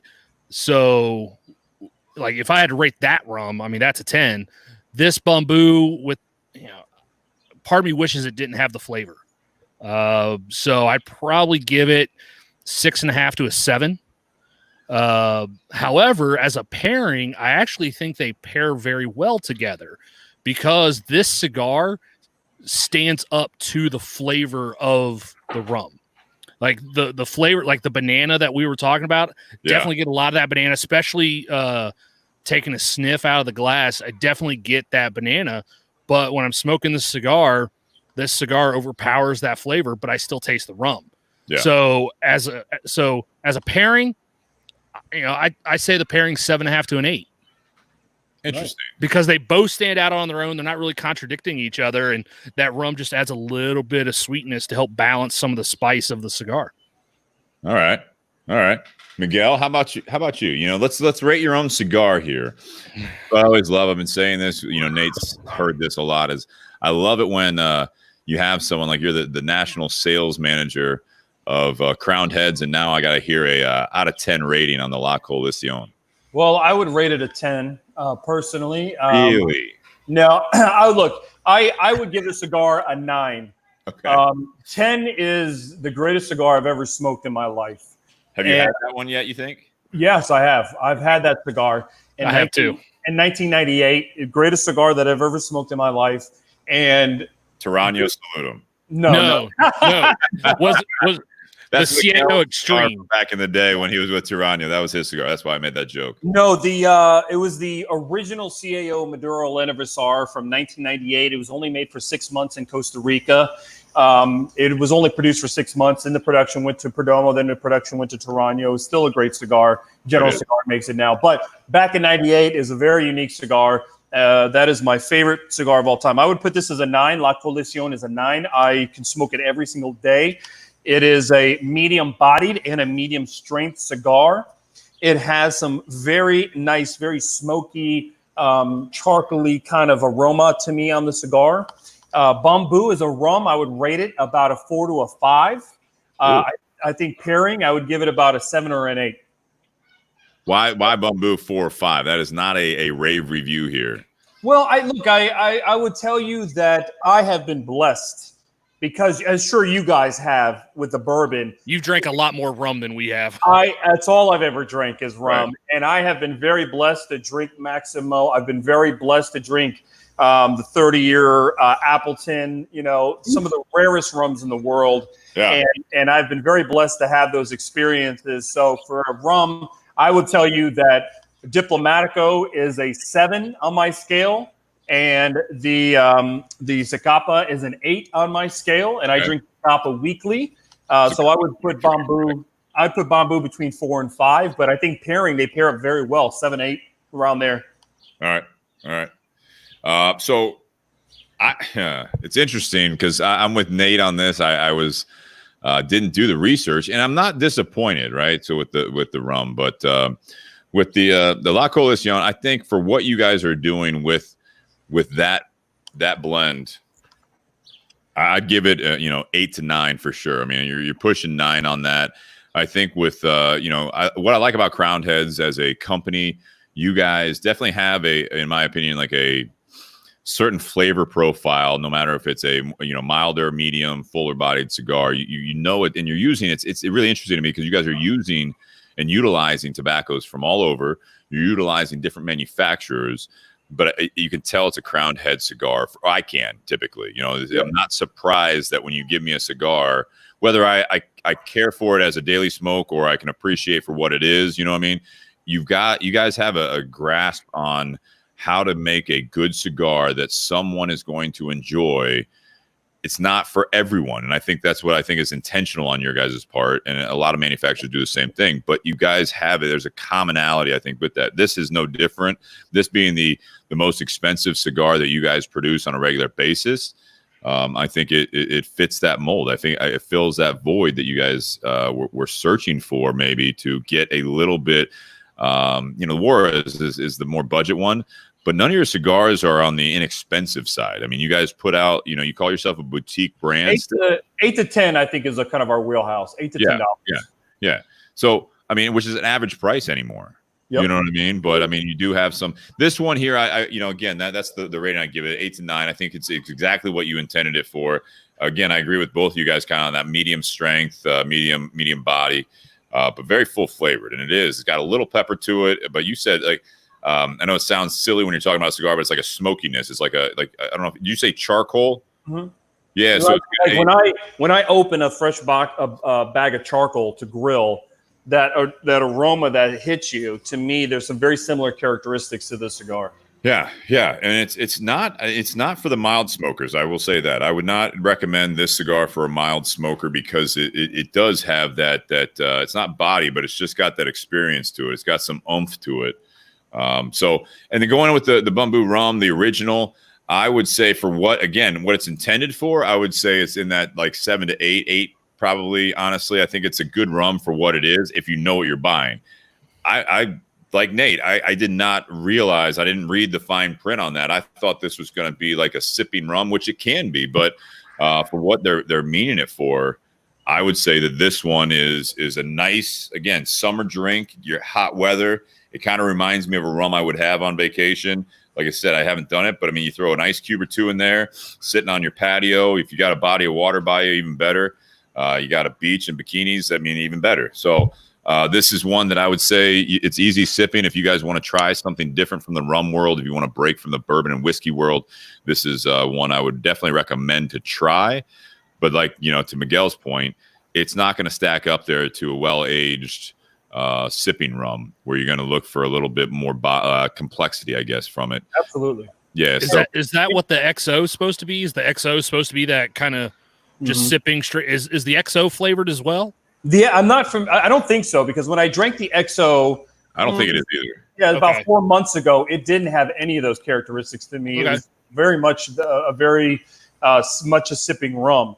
You talk about the cigar, and we definitely at Crown Heads, we live by the quote, and it's been quoted by a lot of people. Sock has said it. A few other people, I think, have said it as well. But if you make a cigar that everyone likes, you'll never make a cigar that somebody loves. Right. And we live by that. We live by that. We believe that our cigars are not for, just a person is just looking to puff on a smoke. Our cigars are very uniquely blended, picked out, and made for the connoisseur. And so that's you really put that on a t-shirt.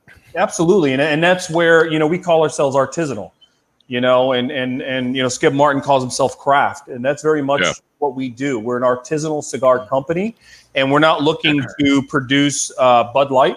We're looking to produce something that has a lot more character and depth to it. And I think we've been very successful at doing that. I'm very proud. It's also kind of one of your taglines, carve your own path. CYOP. Yeah. CYOP. That's kind of our hashtag, carve your own path. It's definitely when everyone's going right, you go left. When everyone goes left, you go right. And you just try to create your own path in this industry. And John and Mike, I think, very much have done that with Crown Heads. Well, I think that goes into obviously our topic for part 2 is also don't get comfortable. You know what I mean? I think that's something that it reminds me of not only Miguel, but also the company you're working with right now is that, don't get comfortable. You want to make your own path. You know what I mean? You don't just follow the trends and everything else. Don't just do things because it's already proven, because at that point you're too late. We talked about it on the podcast. I do want to mention my pairing on this rating is different than both you guys. I'd give the pairing a 5. 2 totally different experiences. I think the La Coalición would go with a little bit more aged sipping rum, with a little bit more complexity because the cigar has that. I think it would go with a lot of great bourbons. Even like it might be a little much on an 80 or 90 degree day to have like a barrel proof whiskey or bourbon. But I think that's what I would probably see pairing better. The alcohol level on that is not very high either. So you're at 70 proof on this. You know what I mean? So again, it's very smooth. It's just not. Again, I'd recommend trying the Bumbu if you're looking for something different. I'd recommend the La Coalición. I would not recommend having this pairing together. This is not what I would, because I don't think everyone's going to enjoy it. I don't think you're going to really sit back and be like, I got to get another bottle. I got to get another box of these cigars. If this is your only experience smoking and drinking this combo. Well, I would tell your viewers, if they get an opportunity and they want to check out Zacapa, they want to check out Zacapa 23, Zaya, they want to Diplomatico. Those are some great rums that they can get at their local liquor store, Flor de Caña, that they can experience with a premium hand-rolled cigar if they're interested in trying premium, well-aged rums as well. Oh, for sure. And with that, we'll go into the break here. And for those listening on the audio, check out part 2. Which will also be posted as well. And for those listening live on YouTube or Facebook or watching the video after the fact, please just stay tuned. And we've got one question a little bit off topic for the break. And then if either you guys need a break or anyone at home right now needs a break, bathroom break, whatever, please do that. I want to thank our sponsors, Tinder Box at Easton, Altadis USA, Cigar Company, as well as patreon.com/Bourbon and BS Podcast, where you guys can continue to support us, not just by watching, but helping us get this done. Yes, Nate. I also wanted to give a shout out, people that have been seeing me post, the Timber Fork Studio up in Findlay, Ohio, for making these fantastic bourbon and BS coffee mugs that I'm actually using as my water glass for tonight. I know Steve's got one, so I wanted to give a shout out to them. Now you got Shannon in the garage. I'm sure other listeners out there would be like, all right, so I'm on the Patreon page now. When am I getting that mug? Nope, you have to buy that on your own, I did. We might be able to do something with that. We might be able to at least do a contest. These are handmade mugs. These are not manufactured. They're handmade on a pottery wheel. Yeah. They are artisanal. They're artisanal, boutique, whatever else, crafts, whatever you want to call it. Each one's a one-off. So we're taking a little break. I can take a little break. Miguel, thank you very much for joining us on part one. Nate, as always, and everyone else, happy Whiskey Wednesday. Enjoy your week. Check out part two. And for those listening live, again, like I said, stay tuned. We are going to roll into part two here just shortly. Guys, thank you very much, and cheers. Cheers. Cheers. I'll be right back, gentlemen. Miguel's got to take a break. All right, so here's the question for the off. So we've got a group that I share to for those of you guys that want to check out a fun cigar page. It's called PCN, which is Pizza Cigar Nation.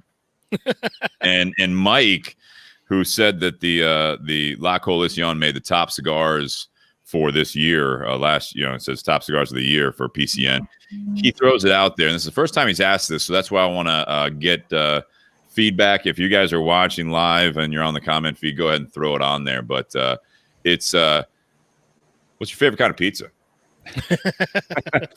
I think he's bringing some love to what they do on that, which is again, it's very much oriented towards cigars and other things, but pizza. Nate, go ahead. And for those listening live, we are going into part two, but this is not what we're talking about tonight. We're not off the rails completely yet, but Mike puts it out there. What's your favorite kind of pizza? And you can pair it with a cigar or a spirit or just pizza in general. I think my favorite, I would have to say, it's going to sound bad. Love this. But a stuffed crust. And because I Pizza Hut or what? I do like the Pizza Hut stuffed crust, but the biggest reason why I like that because I actually prefer a thinner crust pizza. Okay, I'm not a big fan of pan pizza, because that's just kind of a little too greasy for me. Yeah. I've been to I go to Chicago every year for work, usually multiple times. So I've had the Chicago style deep dish and. Yeah, it's lasagna with a pizza crust, basically. Say it like it's a bad thing. It's different. But no, I prefer a thinner crust pizza, and so the stuffed crust you get, it's like having a thin crust pizza with a cheese stick at the end. And if you remember when Pizza Hut first started advertising that, you ate it backwards, and I don't know if you remember, but. Not making a political statement whatsoever. Let me get that out there right now. I don't know where you're going with this at this point. Back, like some of those early Pizza Hut stuffed crust pizzas, you had Donald Trump eating the pizza backwards. Oh, interesting. In their commercials. And of I don't remember that. That's when he was just a businessman, not president or politician or anything. I don't think he was ever just a businessman. You can't be just a businessman and be a celebrity being interviewed back in the 80s, 90s on all sorts of talk shows. Miguel, so we have, I don't know if you know Mike, but he said no ranch. He pointed you out in particular. I don't eat ranch. You're from the Midwest. Come on. Ranch is disgusting. All right, so we're out, at the break. We went off topic for a question this time. Mike, I share it to his page, PCN, and so he threw that out there. What's your favorite kind of pizza? I don't know if he's testing me if I'm actually paying attention to his comments or if he truly wants to know. Well, first of all, I have 8 at Mike's Pizzeria. By the way, he owns a pizzeria, and I have 8 at his restaurant. It is fantastic. My favorite pizza. First of all, give me a shout out. Where is that? It's in outside somewhere Kansas City-ish or somewhere around that area. I've been there with my rep. My rep there took me, and sometimes I forget what state I'm in or what city I'm in when I'm traveling with them. But Mike's got a great pizza restaurant. I've edited his restaurant, and great guy. I believe that I like sampling pizzas. I'm a pizza fanatic. But I do believe that you have to try the cheese pizza. If a restaurant can't make a good cheese pizza, they can't make good anything else, in my opinion. So the cheese pizza is a true really test. okay. Yeah. So my favorite is like a Giordano's deep dish. Yeah. I'm in Chicago, and I want just the cheese, the crust, and the thick tomato sauce where you can see the tomatoes. I want to eat it with a fork and a knife, and that's what I love. Now, so you prefer Giordano's over Lou Malnati's? I'll take Lou, and I'll take Giordano's and Lou Malnati, or the original Uno's, not the Uno chain restaurants, yes. But the original Uno's or Dewey's downtown Chicago, where you have to place your order an hour before you even get the chance to eat. Jess used to work at that original Uno's. Ah, there you go. There you go. You know, you're standing in line waiting for a table, and they're asking you to place your order for your pizza. I love deep dish. I'm not a fan. I've been in New York. I have a great broker out in the New York area named Miguel Montañez. He's taken me to some great pizza restaurants around the country. But look, New York style, I'm not a fan of. In Emo's, which is in St. Louis, they have a very thin crust, like a cracker crust. I want deep dish. I want it heavy. I want it thick. You know, I want to eat it with a fork and a knife. All right, so for me, and Mike says my man, so that's good. I need to get out there, Mike. If you want to share on the feed, please, or if you're on the Bourbon and BS community page, please share where your location is and what it is. So if there is anyone in the area or they're traveling that way to check your place out, I appreciate your support on this podcast. I've got some unpopular opinions as well. Pizza, it's amazing. I think religion, politics and pizza are some of the top three things that people can get in an argument about without even realizing until the end of it. You're basically saying, you know, fuck you. You don't know what you're talking about. Pizza is one of those topics. You know, I really think it is that. I'll say I'm also based out of Chicago originally as a kid. Roots are there. A lot of family's still there. Love the deep dish stuff, but it's interesting because even my relatives in the suburbs and stuff like that, when we're ordering pizza for when we're in town or whatever, it's not the deep dish that you think of, but it's very, very rare that you're going to get a thin crust there, at least a pan or some sort of a thicker crust there. Here in town, I got a lot in Columbus. I do like a lot of them, like Jets, which I know is not from here. Eagles in New Albany. We're having some other ones being thrown out. They're all very good. If I'm ordering pizza, I'm hungover on a day off, and if they've got a good sale going on, I'm ordering Papa John's. I mean, it's right down the street. Can I say my wife is a Papa John's fan. She loves Papa John's. And I eat it strictly because she loves it, but I'm not a big Papa John's guy. So being from Cincinnati, I will take La Rosa's all day. La Rosa's is great. I'm Miami of University in Oxford, where La Rosa's was huge. But go ahead, keep going, because I want to. John's. So here's my order from Papa John's when I eat Papa John's, maybe a couple times a month. And I know what you're saying about the cheese pizza. I do. I get it. Like, you need to know what they're working with at a core, right? Because the toppings are toppings, but then you can even get into higher end with that stuff. Papa John's order is typically a large pizza with a 3-cheese blend. I get double grilled chicken, double banana peppers, and pepperoni. That sounds good. I get some extra garlic sauce. Liz likes the ranch. Sorry, Miguel. No. And then I also get, here you go, I also get the buffalo swirl. Okay. Well, first of all, chicken on pizza is not something that I grew up ever seeing until these chain restaurants like Pizza Hut and Papa John's came around. Chicken on pizza, I'm sure it's good. I'm not. This is my rationale. We've talked about this, Miguel. You even said at one point that I helped kind of passively inspire you, with the health journey. If I'm going, Dave Merrick says, Steve, those aren't even pizzas. When I'm going into the pizza thing, even on a cheat day, I'm like, I need to get protein somehow, and pepperoni's not really giving it. Like, that's not cutting it. You know what I mean? Like, I understand pizza is not a health thing. It's not the whole thing where you get all the food groups. It is absolutely a bad meal for you. You got dough, you got sugar, you got the cheese on there, and now you're throwing on pepperoni as like the most popular topping, and it's too far, man. I feel like shit. So that's where I get the grilled chicken. I almost like justify it to myself that I'm taking care of myself to a point. Look, first of all, I got to say, you're a healthy guy. You work out all the time. I think that's great. But some things are not meant to be turned into a health food. I'm waiting for you to say, I need a gluten-free crust.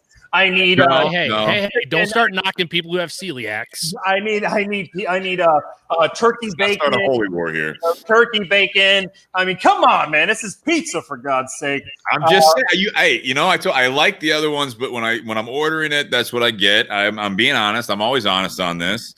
Doug Ruffalo says pineapple on pizza is offensive. I disagree. Amen to that. I think it tastes delicious. I like a good Hawaiian pizza. I don't do nuts. I don't do the almonds, but the rest of it I like. So, you know what? Wow. I do like. I also this is like. What I'm talking about. This is just right up there with religion and politics. People get offended. They're very passionate about their pizza. I would just like to point out that ranch on chicken wings or on pizza is a sin against those foods. How are we feeling about blue cheese on wings? Always acceptable. Every single time. Ranch is a salad dressing. Ranch is salad dressing for under 15. It's on a kid's menu. Once you turn 16, ranch is no longer a viable option. I'm sorry. By the way, next time you're in Chicago, my good friend, I want you to go and eat at my family's favorite pizza place. It's not a Chicago deep dish. It is called oh my God. My mind has just gone blank. It's that good. It's actually an Irish pub, and it is called Fox's Pizza. Fox's with an F, not the chain pizza restaurant. It's called Fox's Pizza. There's one in Beverly. There's one in Oak Lawn. That is my family's favorite pizza. And Beggar's is good too. If you need to get is there Fox's in LaGrange or Countryside? Yeah, I think there is. Yeah, I think I've had Fox's years ago with my family. Hound Dogs is good. I got another story about Hound. Beggar's is a great pizza. They put it in the bag instead of the box. Yeah. I also like. Go ahead, Nate. I also like a white pizza with a good pesto, chicken, mozzarella. Yeah, see, that's good. I mean, even that's a stretch for me. That's not pizza. You got to have tomato sauce, in my opinion.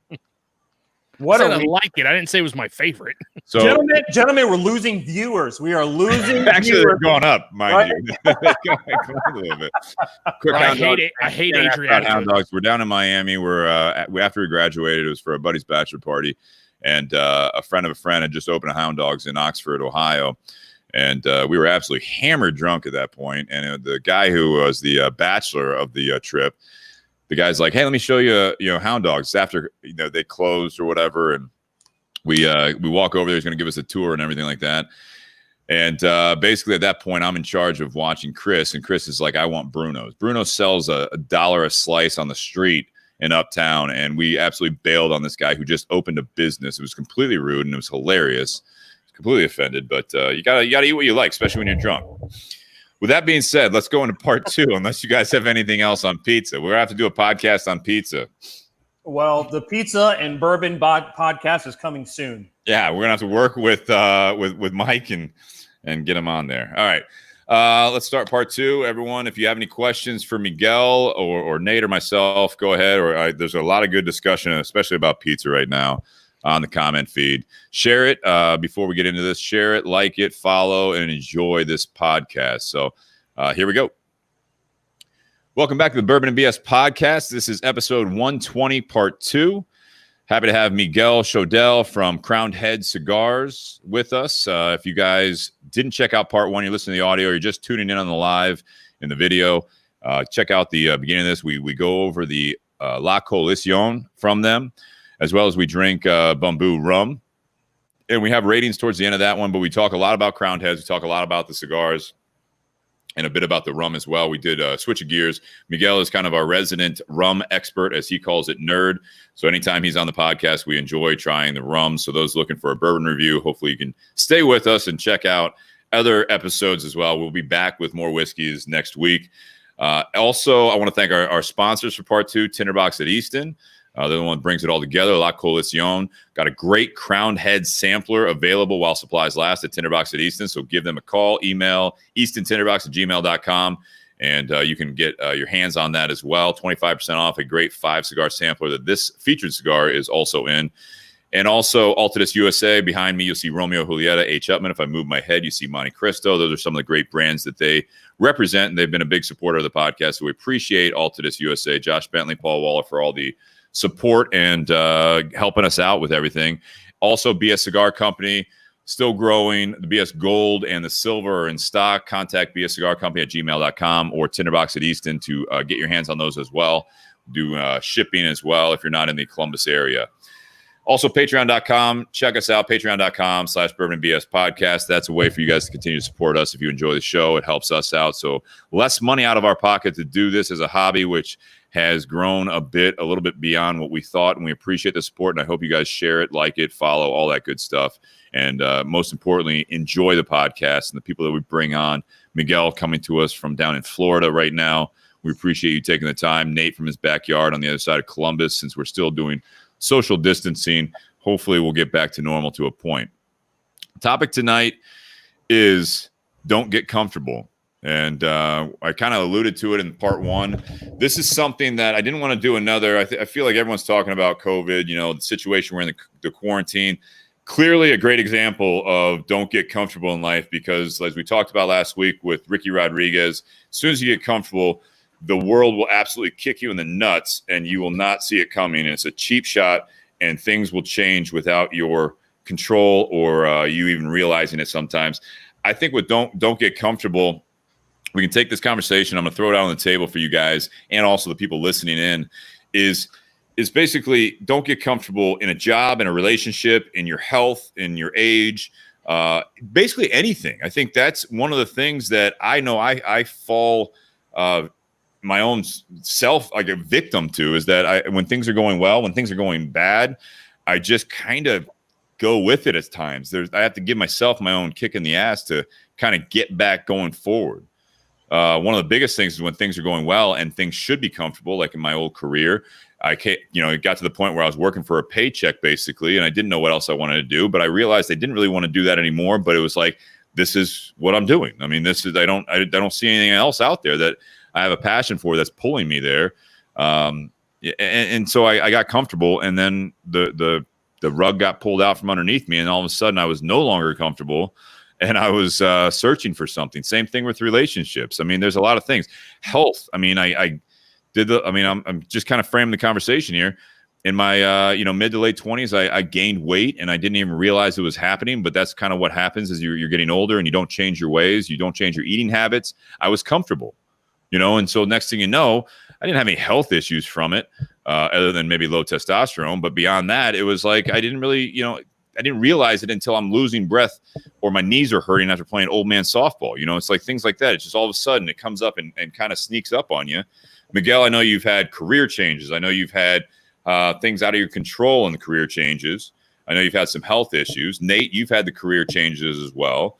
I don't know what your guys' relationship, if you had those experiences over life, but I had that as well. And I think with me, the biggest thing, and I'll turn it over to you guys, is that when I got comfortable, I was neglecting a lot of things, including, most importantly, myself. Well, I'd love to add to that. I think for me, at a very young age, probably about 15 years old, I got in the jewelry industry, and I stuck to that all the way until my early 20s when I got into the premium cigar industry. And that was always my dream, to get in that industry, and I was going to do whatever I could to get in. Now it's been 18 years, and I've been in the industry. And although I've been in the industry 18 years, you can't get comfortable. I worked for CAO Cigars for probably 7 years or 8 years, and it was a lot of fun. I thought I'd be there for the rest of my life. The company was sold.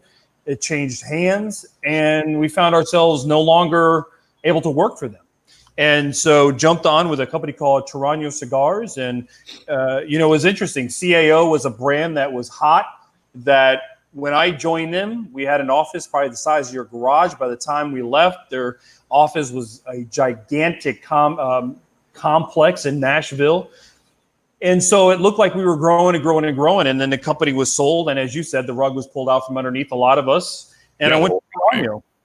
And so here we go from CAO, which was like a rocket, to Toronto, which was a brand that had been around almost 100 years, had kind of been in shops, out of shops, in shops, out of shops. So the experience of trying to rebuild a brand that had the heritage, that had great cigars, but had really lost its representation in the industry, right? So CAO, rocket, sales were easy. Toronto, trying to convince people to give it another chance.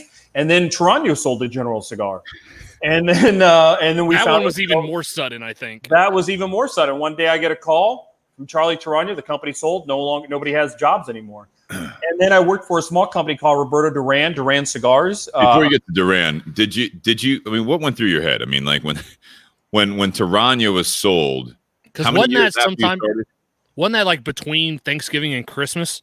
Yeah, it was around that time of the year. And when it was sold, I will tell you, to make it a quick story, I get a call from Jack Toronto and Yaka Toronto on a Friday or something, and they said, "Hey, Charlie wants to meet us really early in the morning for a meeting on Monday. Do you know anything about this?" I said, "No, I don't know anything." And so I'm waiting around Monday morning, and I get a call from Charlie thinking, okay, I'm going to be included on this call. I'm the national sales manager. And he says, "Hey, I've got some bad news, buddy." And all through my mind right there, I said, okay, we've done a great job. We've rebuilt the brand from basically $1 million in sales to $8 million in sales. Wow. That's not a problem. What's going on? And it was, I sold the company to General Cigar, and they don't want to retain anybody. And so I remember I went to the mall with my wife and my brother-in-law, and I was walking around for the first time in my life since I was 14 years old. I didn't have a job. I was just walking around the mall, just walking around, You went to a place where you spend money. Well, soon. Yeah. Was this therapeutic shopping, or was this just? No, I just wanted to get out of the house. I got you. And my wife and my brother-in-law said, "Hey, let's just go to the mall. Let's walk." And they knew what happened. And they knew what happened. Yeah, I told them right away. And we went to the mall and we just went walking. It was basically it was cold outside, so we went walking in the mall. And I remember within 2 hours, my phone was ringing off the hook with job offers. The first person to call me was Alan Rubin from Alec Bradley Cigars. He was on the podcast recently. Actually, we had a great episode with him. He was the first phone call to me and said, "Look, I don't know if I have a job for you that you want. Yeah. Because you're a national sales manager. I already have that, but I want to have something available for you." I wound up taking all these different opportunities, and I joined a buddy, Roberto Duran, who was the face of Dunhill for many years, and he was launching his own cigar brand and factory, and I helped him. And I helped him for some years, and it was a lot of fun because although, again, it was a different experience, right? CAO, this was building a brand that had no footprint in the United States market. Zero. We were selling in Canada. We were selling in China. We were selling in Malaysia, and that was it. But through that, I got to learn the international trade. I got to spend time in Ecuador at the tobacco fields. I spent a lot of time in Nicaragua at the factories, which ultimately made me a better salesman. And then I decided I was always offered a job at Crown Heads. I always had a welcoming, hey, there's a position here for you whenever you want. I got a great offer from another company that was a fantastic offer. And I called Mike Conder, who owns one of the owners of Crown Heads. I said, "Mike, I'm going to be in Nashville next week. I'd like to sit down and talk with you about this offer. You've been in the business a long time. I respect you. I want to kind of bounce this off you." By the time I left his office, they had offered me the national sales manager job at Crown Heads. And the rest so you went in there not for that job. I did not go in there for the Crown Heads job. They'd always offered me a salesman job. Okay. But again, I was a national sales manager. I wanted to stick to that career path. And by the time I left there, I had a job offer from them. And I called the other company and said, "Thank you, but I'm going to take this other offer." And I was with Crown Heads. And Crown Heads is owned by Mike and John. I worked with them at CAO. Our CFO is Adam Shepard. He was our CFO at Crown Heads. They had a rep in Texas, Brian McGee, who was a rep with me at CAO and Toronto. Yeah. So it felt like home. And so I'm very proud to be part of Crown Heads. But during that entire process, you cannot get stagnant. You have to, and those different companies, 4 companies, CAO, where you're rocketing in sales, Toronto, where you're trying to build back a brand, Duran, where you're building a brand that has no existence, to Crown Heads, which is a boutique brand that has presence but needs to grow. They were 4 different experiences, and that made me a better person. It made me a better husband, made me a better businessman, and just made me an all-around better person for those experiences, and I wouldn't change them for nothing. Explain that a little bit when you say stagnant, because obviously, you weren't unhappy necessarily when you're in those positions, but how do you translate that to the different points? Obviously, don't get comfortable. You're going to become stagnant, and then all of a sudden, but you might have been still growing like you were with Duran, obviously, or you mentioned Tarano. Obviously, you had something to do with the fact that you went from $1 million to $8 million, and then you get the call like, "Hey, I sold it," and you're kind of like, "Really? Thank you."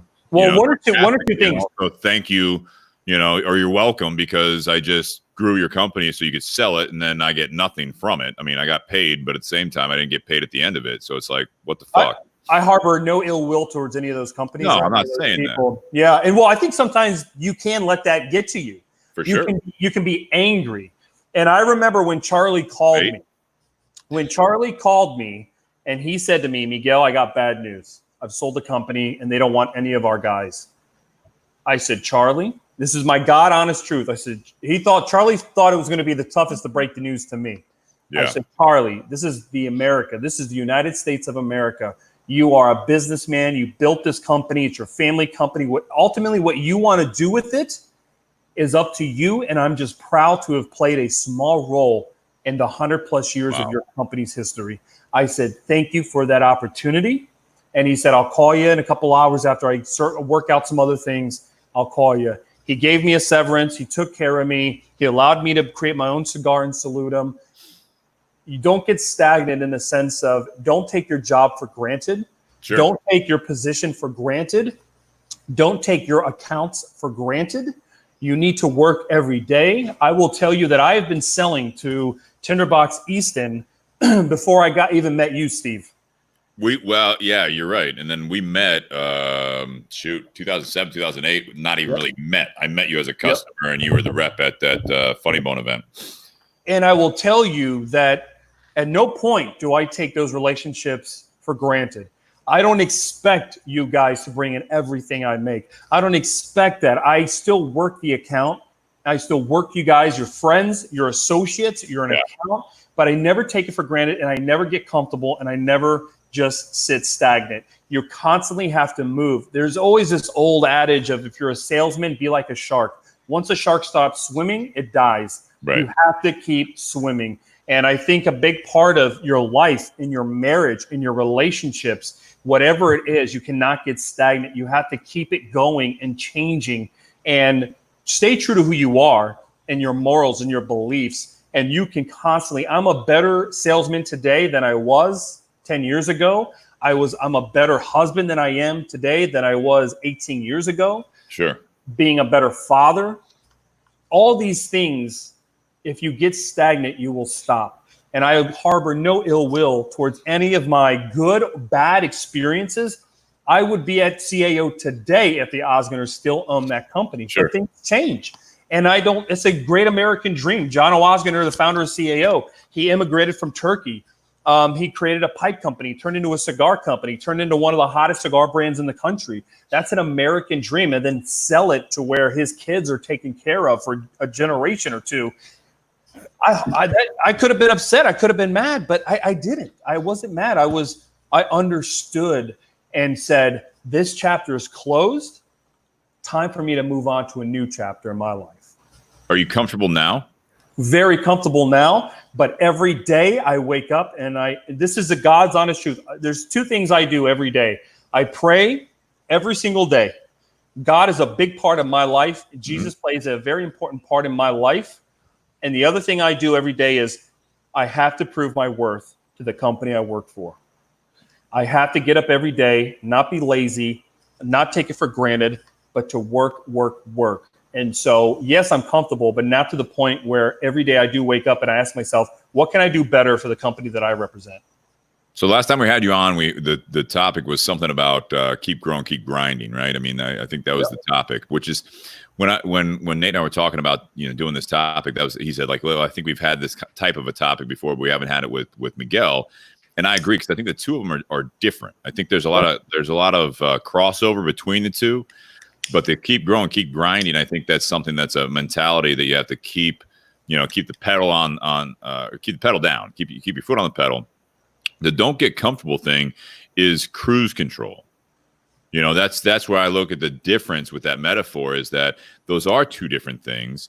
Dave actually has a great quote. Dave Merrick's listening in, and it kind of, I think, is more towards the keep growing, keep grinding. But I think it's kind of something that can fuel this conversation. And it's a quote from I think he meant to say Carl Sanderson. Maybe I'm messing this up, but unless you continually work, evolve, and innovate, you'll learn a quick and painful lesson from someone who has, which I think is something that's really relative, because it's not necessarily about the grinding or just keep challenging yourself and all that stuff. I think it's part of not getting comfortable. Yep. But sometimes your work ethic, even if it is that, sometimes you get comfortable doing that, and all of a sudden I think you see other aspects of your life, whether it be your health, whether it's your relationship health, your mental health, you're striving, you're grinding, all this stuff. You know what I mean? It's something that we talked about the last time you were on. But the comfort level of doing that and keeping the pedal down, I don't want anyone to get confused on this with this life topic, is because those two things are different.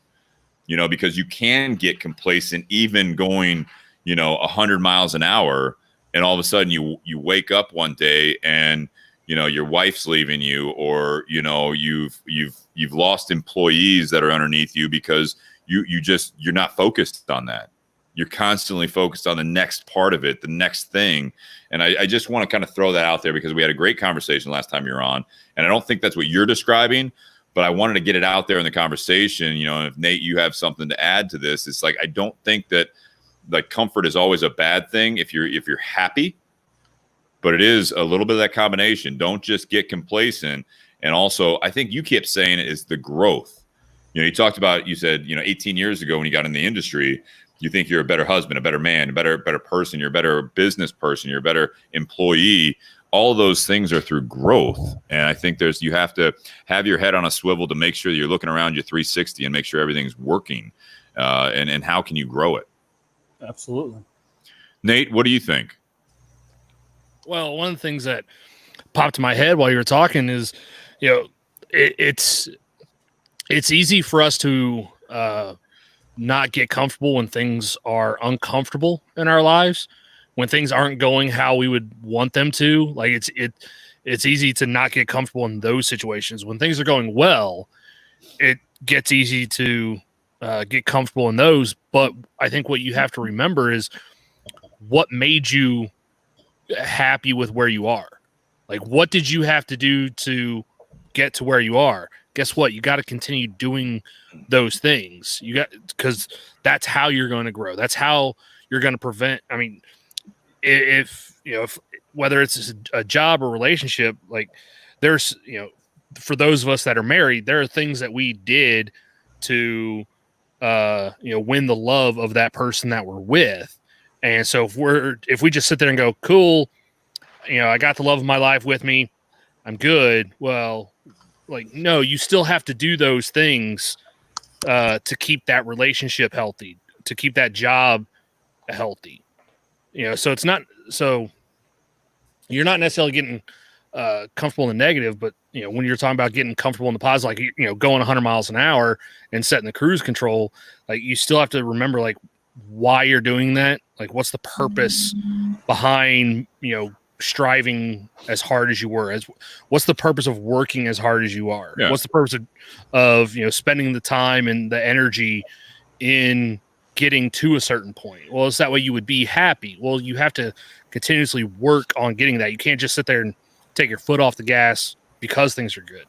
Well, I think what you're referring to is the way I look at this is the checklist. I don't know if you guys ever live this way, or if someone in your life significant other or someone that you're friends with, family members, that they have like a checklist, right? So I dealt with this in my 20s, right, where I didn't really have as much of a checklist. I was doing things. I graduated college because that's what was expected of me. After that, I didn't know what the hell I knew I was supposed to do, which was be in a relationship, get married, have kids, buy a house, get a job, do all this stuff, get a nice car, do all these things that you see, events, all this shit. And I actually went along with, and I'm not talking ill about my ex, but I found myself in my mid to late 20s following a checklist that I didn't really create. And I think that's what you're saying. I got the job. I had a 10-year, career in management, and it kept going up the ranks in that. And then on top of that, I had the college sweetheart, and then we ended up getting married. We got the house, we got the dog, all this stuff. And I wake up, and I don't know, it wasn't like a light switch turning, but I realized I was like, I'm just like going through the motions of like, this is what we're supposed to do. I didn't really have the drive. It was like what you're talking about, Nate. It's that sense of, it's like, all right, well, I got another promotion. I'm not happy with my job right now, but doing another promotion, doing a different, career path in the same company, well, I'm entertained again.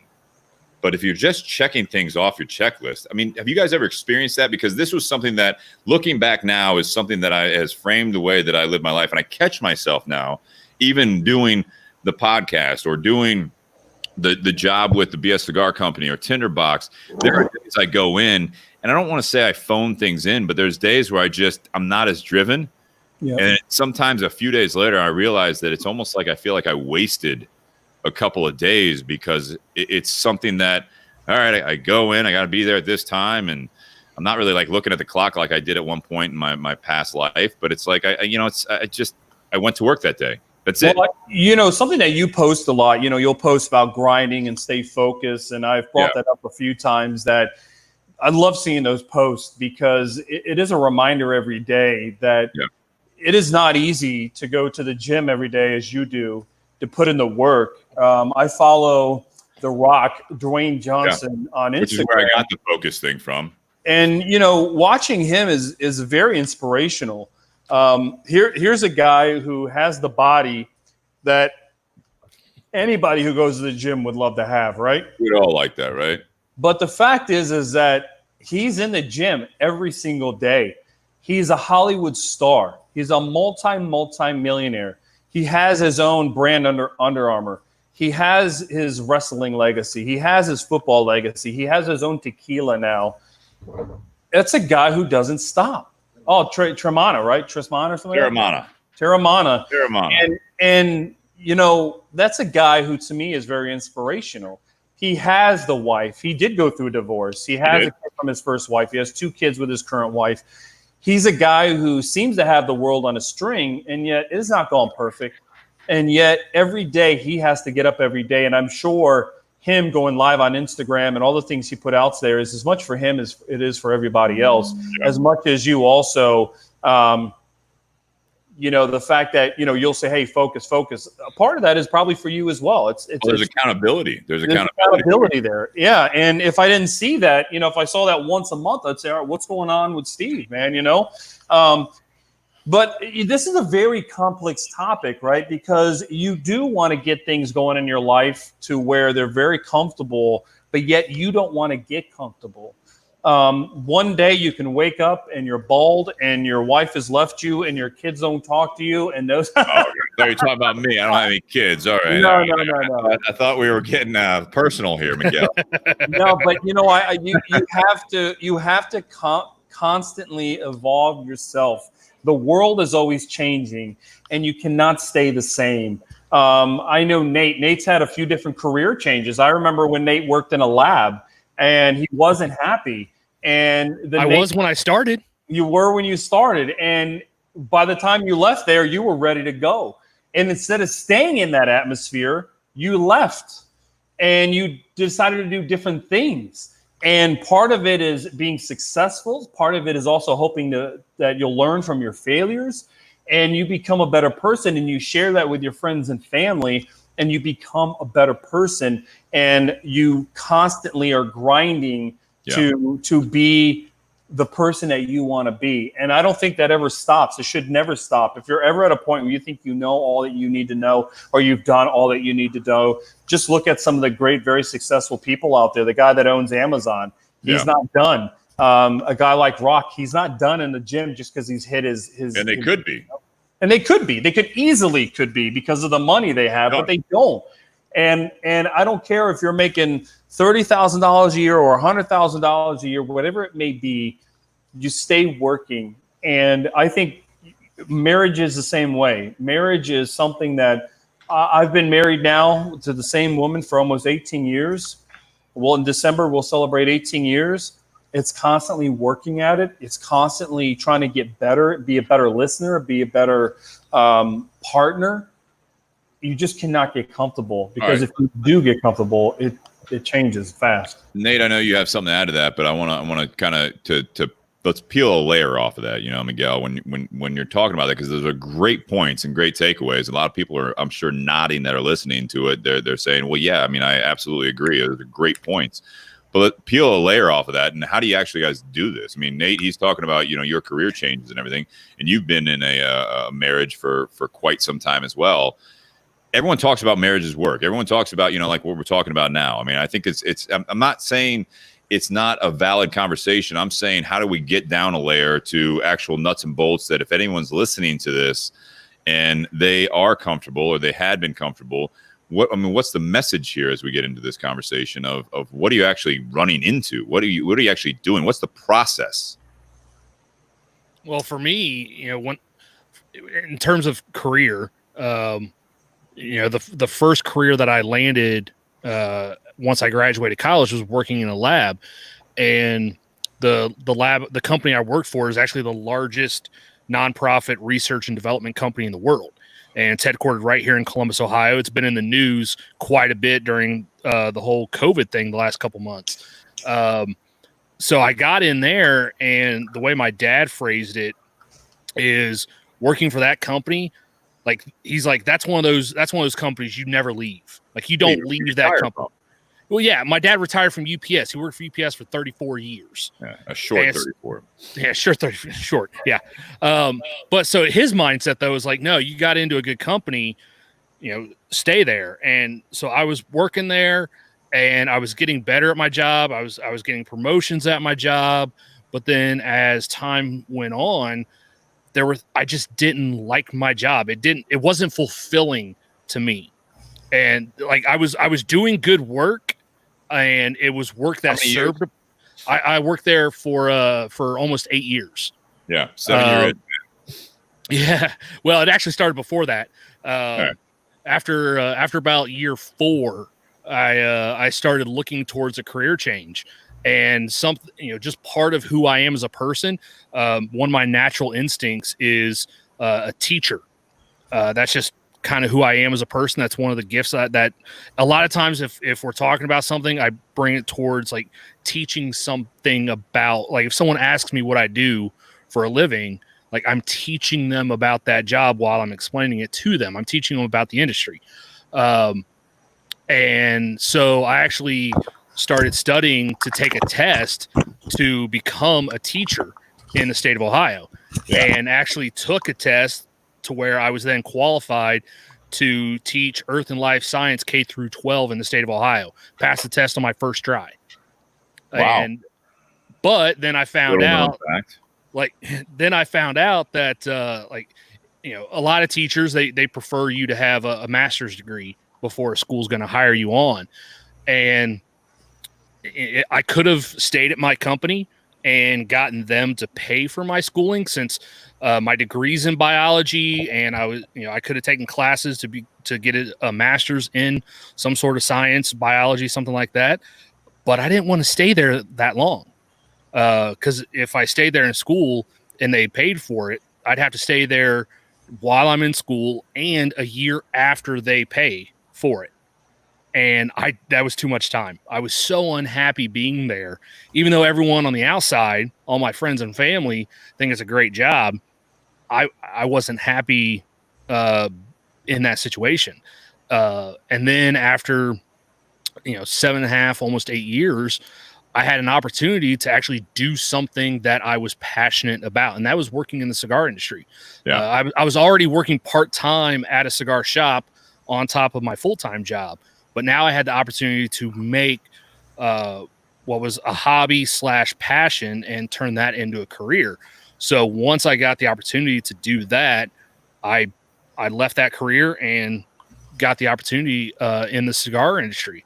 And during the time, while short, during my time in the cigar industry as a rep, I was gonna say you're still in the cigar industry. I still am in the cigar as a sales rep.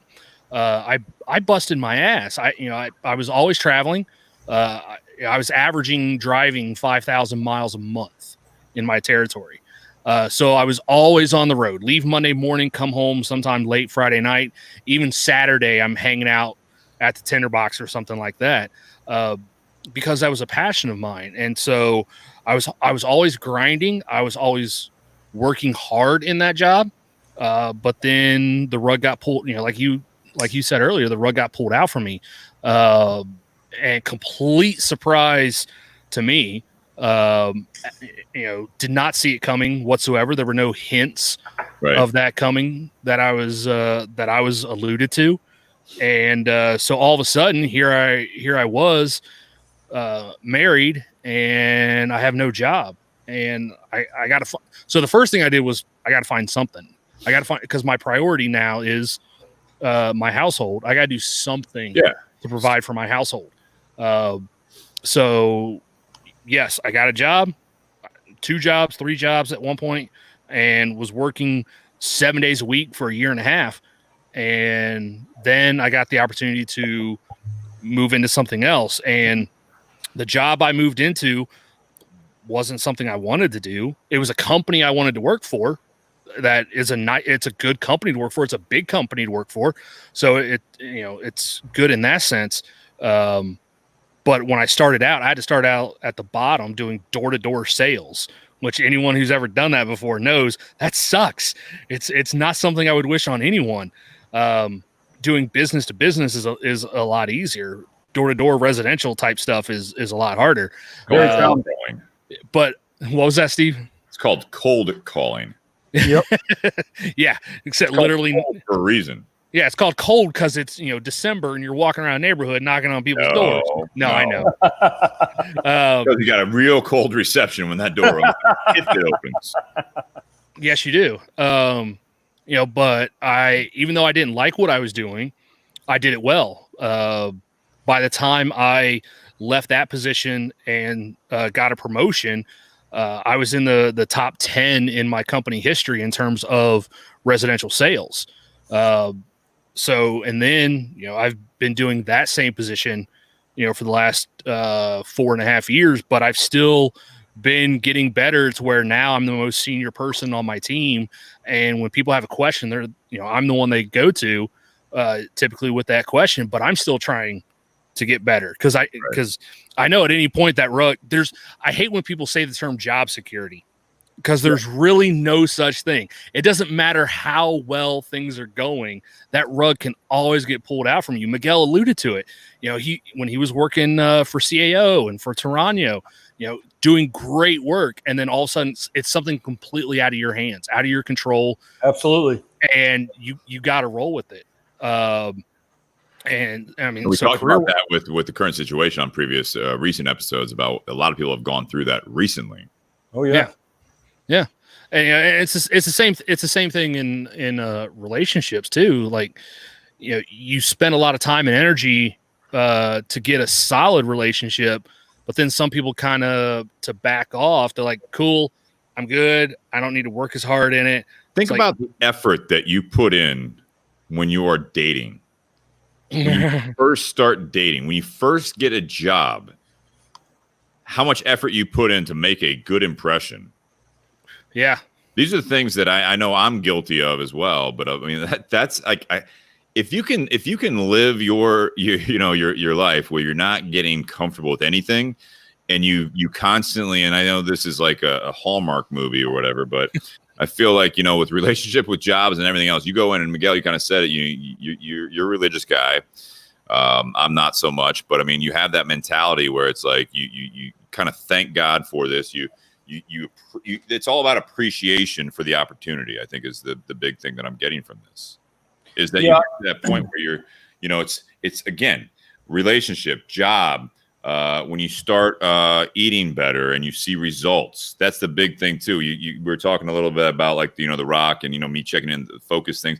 When you start seeing those results, a lot of people will, they join a gym in January or whenever it is, and they say they lose 15 pounds, which is more than a lot of people do. And then they're like, man, I'm really happy with this. And then they skip a day. Well, I can skip a day because of this. And they skip a week.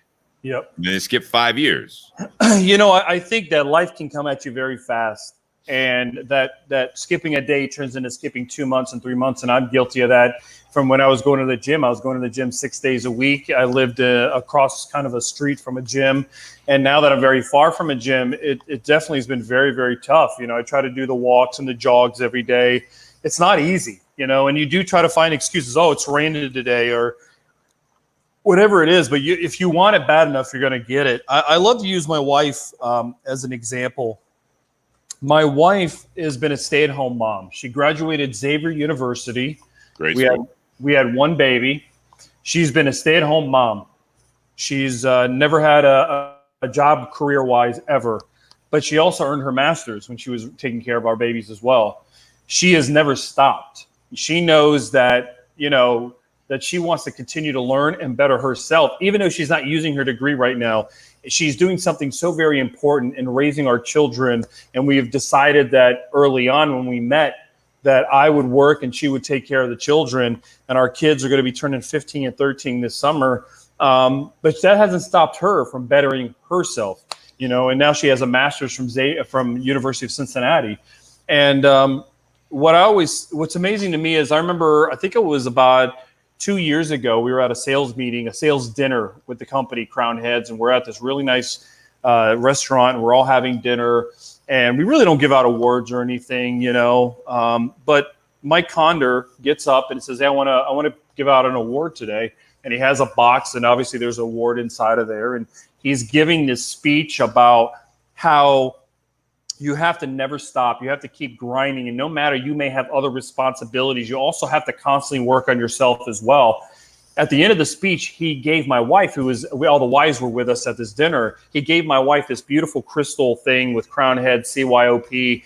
And basically his thing was that here is a woman who's raising kids, her husband's on the road 5-6 days a week, and she's still maintaining to get her master's through all this. She's never stopped, and that's an inspiration to everyone in the company to keep working towards your goals. And when you hit that goal, then your next goal needs to be even higher and to keep going. And so that's always something that's inspired me as my wife, as a person who really doesn't need to go to school and get her master's, but she did because it was very important to her to continue to stay busy and to stay fresh. And it's not easy. It's hard, especially when you're raising kids. And I'm not home 5 or 6 days a week. You have to cook dinner, clean the house, do the laundry, do everything in the house. She's continued to stay busy and to continue to better herself. And I think that's a big inspiration to me. You can look at your friends, you can look at the people you work with. Sometimes your own partner in life can also inspire you to be better as well. Yeah. So, and Ray Tresher, who's a friend of ours, he's tuning in, I assume, from Vietnam right now. It's morning for him. He says, devil's advocate, why spend the money on furthering your education if you have no plan to utilize it? My quick answer, and I'm going to let you answer that, Miguel, as we're talking about, to Ray, if it was to me, if I was able to support my family by myself and I had a significant other that wanted to do that, yeah, it's real easy to be like, why are we spending the money on this? Like, you don't need to work. Like we've talked about, that rug can get pulled right beneath Miguel or me, and all of a sudden it's like your income's gone. Now you have, granted you're not going to have the work experience, but at least you're educated to a point that you qualify. You'll probably get a position that is well below your education level, a little bit more with your experience. But if that, I've known people that those roles have reversed. Yeah. Well, one person, like for you, like in this example, Miguel, if you're working for the last 20 years and then you 18 years, you guys been, almost married for 18 years. And then all of a sudden you lose that. Cigar industry just goes to shit. Whatever industry you're in just blows up. Doesn't come out of this whole COVID thing well, right? And you're just like, yeah, I can't get a job now in this industry. So now you're more qualified. I've seen that dynamic shift in relationships where it's like all of a sudden, and it's a mind bend at that point where the person that's been working, now all of a sudden the other person is like, hey, let me take a crack at this. You got all other issues you got to deal with that dynamic at that point. But it's something that, you know, look, I think there's some value there. My wife sees what's happening with the FDA. My wife sees what's happening with laws and regulations on tobacco. God forbid our industry is regulated to death and I can't do what I do. Yeah. To know that she has the educational background to go out there and have a real career and not doing something that that barely meets the end, you know, that gets the ends meet, that she can go into a real job, a real career. And also too, for her, it's part of keeping your brain sharp. Bingo. It's about saying that, yeah, I'm a mother, I'm a at-home wife, but I'm more than that too. And so for her, it's a thing of saying, hey, look, we're very young. My wife is 38. I'm 40. We've been together since she was 19 years old or whatever. She literally says, look, there's one day our kids will be gone. Our kids are going to be 15 and 13. What if I'm going to be at home by myself when you're still on the road traveling? I want to have a career. I want to have something that I can call my own. And so to her, that education plays into her future. And that's what I think is great. It's planting the seeds. And I would say the devil's advocate comment, I would say, if you plant the seeds today, you will harvest nothing today. You will harvest none of that next week. You will harvest it months from now. And that's a lot with my wife, with her education, is I may not use that today. I may not use that 5 years from now, but there will be a point where I may be called upon to call upon those skills, and those degrees will come in handy. And I will tell you, it's a great inspiration for my children, saying, hey, look, I'm at home. I'm a stay-at-home mom. We're blessed. God has blessed us to be able to do that and to be able to afford to be able to pay for her education and continue to do it. Not everyone can do it. We're very blessed. So I don't want to get, to come off, insensitive, but we've been very blessed to be able to do that. And for her, she's like, I want my kids to get a higher education. And I want to show them that no matter what, if you're out there working, she points to me, your dad works hard. And me, just because I'm at home taking care of you guys, my work doesn't end either. And I think that's the argument back to the devil's advocate. No, and Ray says, I know his background in industry, and he's absolutely right when he says nobody has taken a 38-year-old new recruit with zero experience in a position where they can utilize a master's degree. The difference is that there is the humility side of it. She's not going to walk in and be with. It's like a student going back to school at 30 years old, 25, 35 years old, and you're sitting there with 18-year-olds. Yeah. Like it's not an overnight thing. And I think that's what you're getting at. It's not like she's going to walk in and she's going to be working side by side with other 38-year-olds that have a master's degree that have also been in the work industry for the last 20 years. I get that. Yep. But it is also I think the topic tonight is very fitting to that is don't get comfortable. I think that's a great example of when you are comfortable at home being a housewife or in any job or occupation in a sense, and you're not furthering yourself, whether it be a formal education that you're paying for. You're right. It's not cheap to do that. But at the same time, I think that it's something that there's a growth thing there. I think if you get comfortable being the person, like to Ray's point, it's not, he's saying it might be a self-satisfaction thing. I get it. Maybe it is right now, but again, it's just you have more tools in there. You got to be prepared in this world. You have to be prepared. And, it's almost like, when a hurricane hits in South Florida, there's a reason why people here have generators in their houses. They have bottles of water at all times in their house because they know the people that are not prepared are going to go out there and buy up toilet paper and buy up, water and go out there and they can't find a generator. It's about being prepared for the future. And my wife understands that. She understands that she will have no experience, but she'll have the degrees and she'll have a leg up on someone that doesn't have that degree. And she has 2 degrees from 2 great universities. Right. And even if she doesn't work in those fields, it's just the fact that she has those. And for her, those are successes in her life that she wants to be able to look back on and say, you know what, I did this. Yeah. And I'm very proud that I did this. And let me tie this in real quick, Nate, and then you can. To Ray's point, because I think it is a valid one, I will say this right now. I think this is a commentary on our current bachelor degree programs in the United States, especially. You can get a bachelor's degree for a job that you don't even fucking need it anymore. Yeah. And on average right now, or, the typical thing is about $100,000. You can go into college with an undecided major with a bill for about 25 grand, and that's okay. You can graduate not even knowing what you're going to do with it. And then you're working a job that you're working with people that don't have a degree. They graduated straight out of high school. They have more work experience than you. So, I mean, I think this is purely, it's not necessarily a self-satisfaction thing. I think it is not getting comfortable. It's at that point when you make a choice like your wife did to continue her education, it is stimulating. And at the same time, it's, as it seems, it's within your guys' mean, not only to have you work and do what you're doing, support a family, but there's also money that you're making the everyday life, as far as the self-satisfaction, there is a bit of that, to a point that you are actually stimulating and having something to do. If you're going to have a hobby, I think in continuing your education and stimulating your brain so that you can have, like you said, be a role model for your kids, be that backup plan, or when you're an empty nester, now you can actually go out and do something that's not just volunteering at some sort of, program that you don't even want to do, but you're just bored out of your mind. I think this is something that you're preparing yourself for the future. And I think it's a lot better than just sitting back and not doing that. Absolutely, man. Absolutely. Look, we're young. We're young. We were young parents. We had kids right away. Yeah. So by the time our kids are out of the household, my wife will be in her early 40s. And, there's a lot more life to live. And she wants to be defined by her family. She wants to be defined by the house that she built. And she wants to be defined by her job and her career. So she has a lot more to live after the kids, and that education will come in handy when she's ready to make that jump. But it's never, and really it goes back to what we're saying, is never being comfortable. Do not stay stagnant.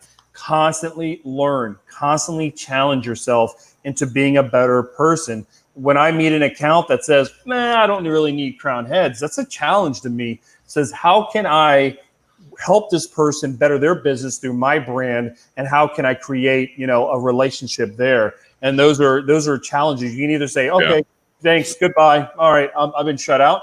If you won't let me through the front door, I'm going to go through the back door. I'm going to figure out a way how I can work with you, better your business by bettering my business. And I think that's a lot with my wife is saying, hey, look, I think that there will come a time where I will need to use these degrees in the future. I may not be now, but I'm not going to be caught later without that work.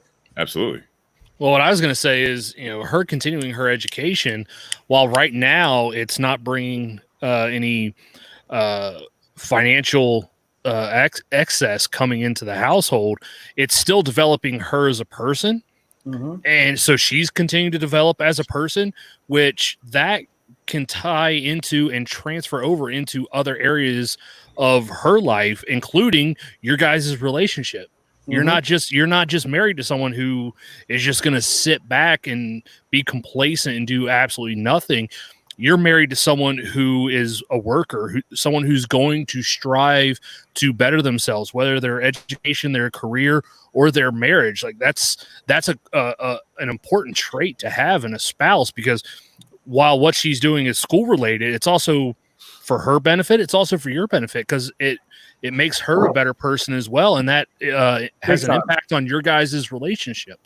Big time, and that really brought us another level of being closer together. When she said, "You know what, I'm ready to do my master's," after taking some years off of her bachelor's, and she said, "You know, I want to do this for myself. I want to do this for the future." And I bet you supported her big time, 100%. And I said, "Look." Right. I said, whatever you want to do, I'm 100% behind you. It was never an argument, and never, I don't want you to do this. I don't want you to spend the money. It was, if this is what you need, this is what needs to happen, and we'll figure it out. And we did it. And she's very proud of those degrees, and she shows them off to the kids as, hey, again, I'm a sales guy. Our sales are this much at the company. Next year, they have to be this much. They have to keep growing.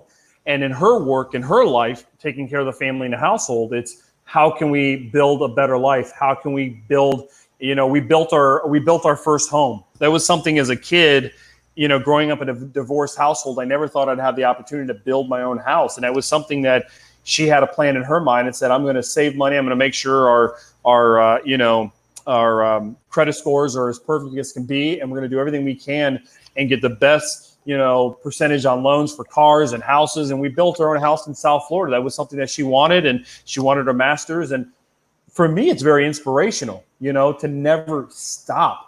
And when we have conversations with our kids, it's, hey, you see mom that she's never stopped. Just because she's taking care of you guys, she's never stopped doing what she does and getting better and bettering herself and bettering our relationship. And that's something that I think has been very healthy for our relationship. My job is a job that takes me away from the family a lot. And God forbid anything happened to me. We're on the road, as Nate said, 5,000 miles a year. I'm on a plane twice a week, every week. When people ask me, they go, oh, you're not really on the road that much, are you? Yeah, I'm on a plane twice a week, and I'm on the road every single day. Yeah. What if something happened to me? My wife is being prepared. She wants to have the room stocked full of water and a generator. She doesn't want to be caught, something happened to me and she is completely lost. Well, I think that's the ultimate rug being pulled out, right? Absolutely. I think that's the ultimate where we're having this conversation about and I'm not saying pinpointing Ray. I think he's got a great question. I mean, me too. He prefaced it with devil's advocate. What you just said there is probably the most impactful part that I got out of the whole thing. Something happens to you, the kids are still there, she's still there, the house is still there, and if she's working off of a high school education, yeah, short term, maybe she's not going to get that 6-figure job or whatever, but now she's got that buildup. She doesn't have to go back to school at that point while trying to support kids and support college funds and stuff like that. Now you got something where everyone's on the same team. You guys, I mean, that's what I see with you guys. You got incredible levels of teamwork. And I think, and literally the basis of our relationship is our belief in God and saying that God has given us these lives. And I don't want to get too religious on the podcast, but I know Nate can relate to this a lot, is that God has given you this life. And if he just wanted you just to roll through life like nothing, I don't think he would have given us the brains that we have, the abilities that we have in life, is that God constantly wants us to get better. I make sure that I read 2 to 3 books every single month. Wow. I don't care what it is. It could be about politics. It could be about sports. It could be about self-help. It could be anything. I'm constantly trying to work my brain. That's a very major muscle in our body, is working that brain. And you learn, and you constantly learn. I'm reading right now the biography of Rod Carew, who was a very famous baseball player.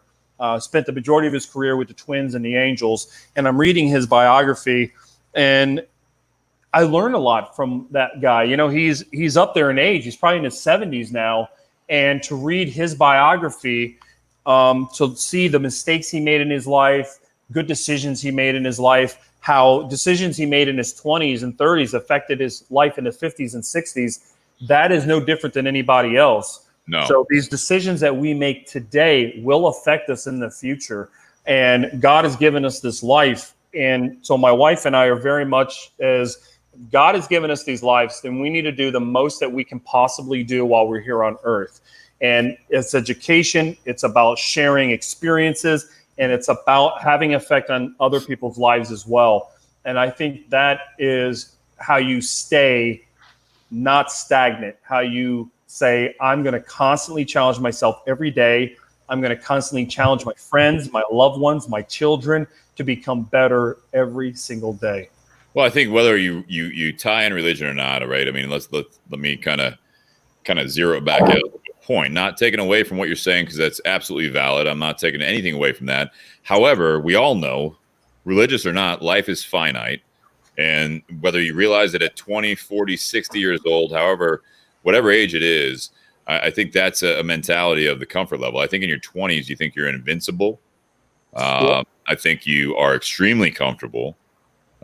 Before that, as a child, a lot of times I'm not bringing in like family history or anything like that. But I think there are those points where the majority of people are typically comfortable with the situation that they're living in as a child, teenager, 20-year-old, whether it's good or bad. This is a comfort thing. This is just how life is.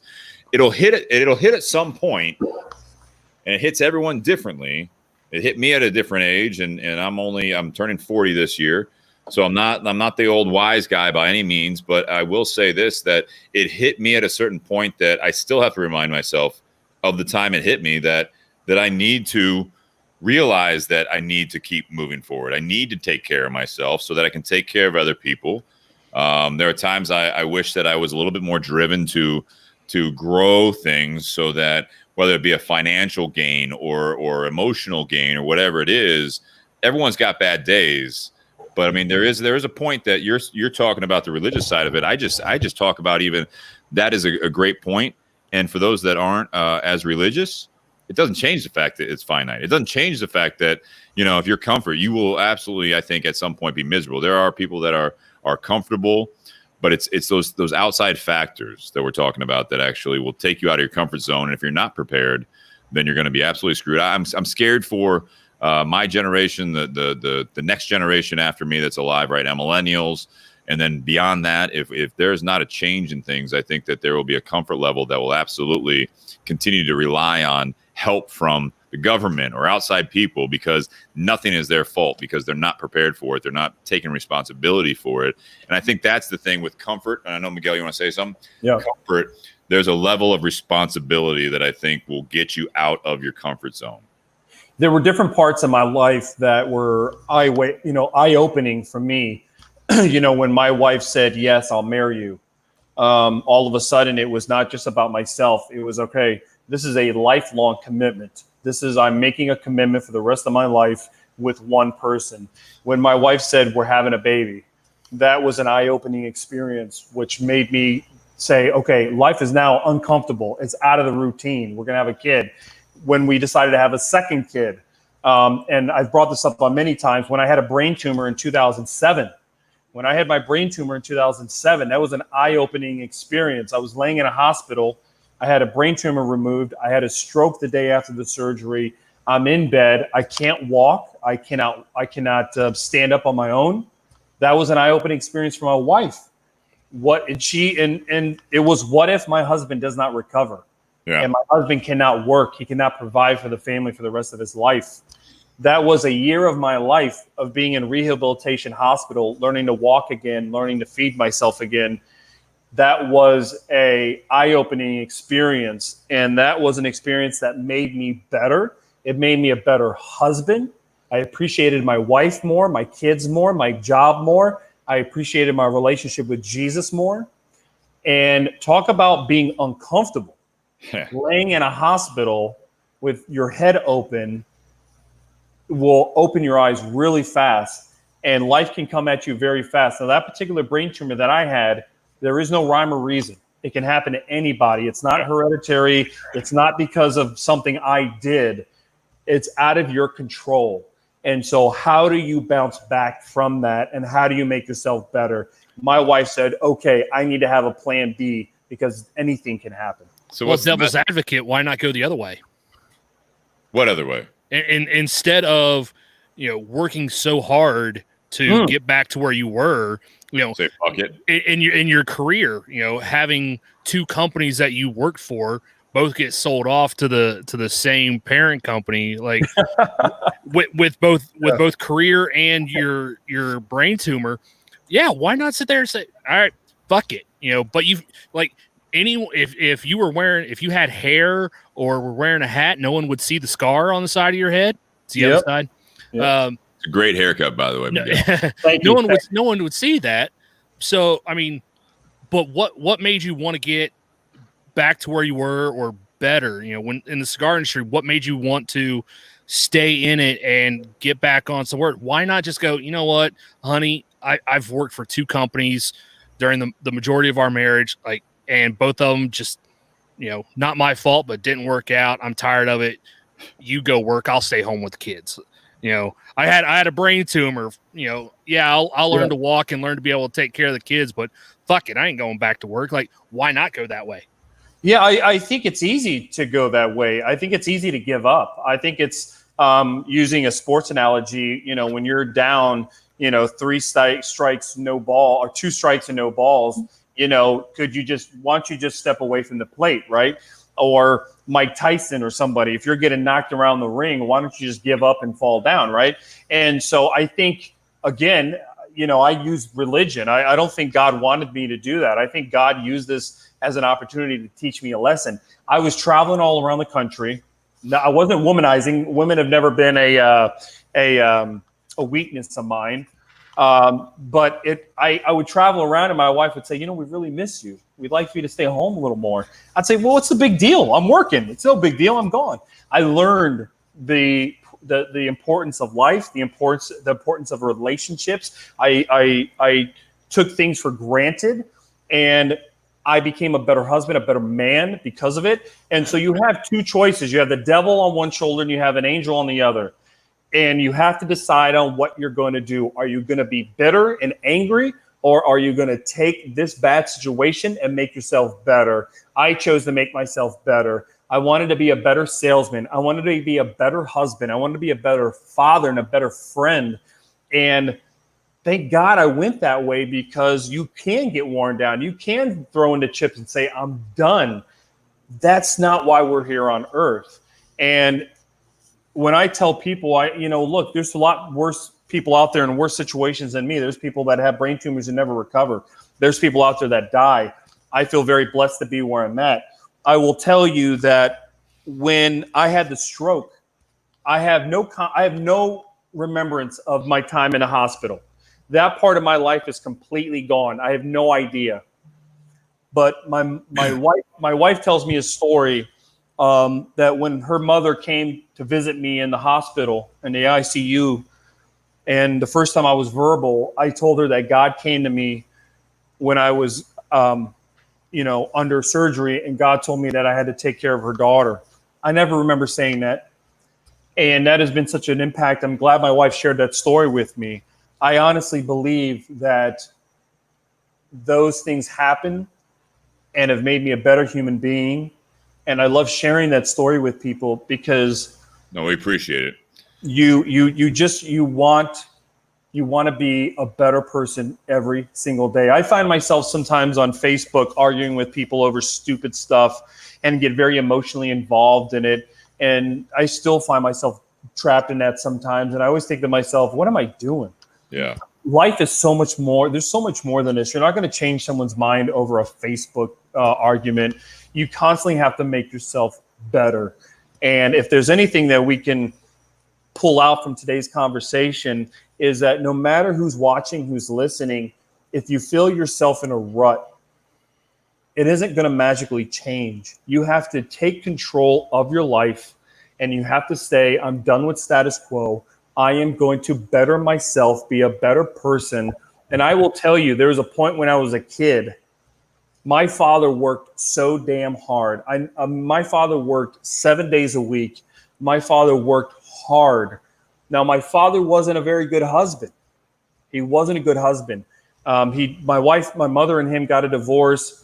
He was a terrible husband, but he was a fantastic father and a fantastic person to look up to for hard work. And I remember when I was a young kid and I got a job at Skyline Chili, my father told me, he said, you better be the best damn person that works there. I don't care if you're doing Coney's or in your future job, whatever you do, you better do the best damn job you've ever done.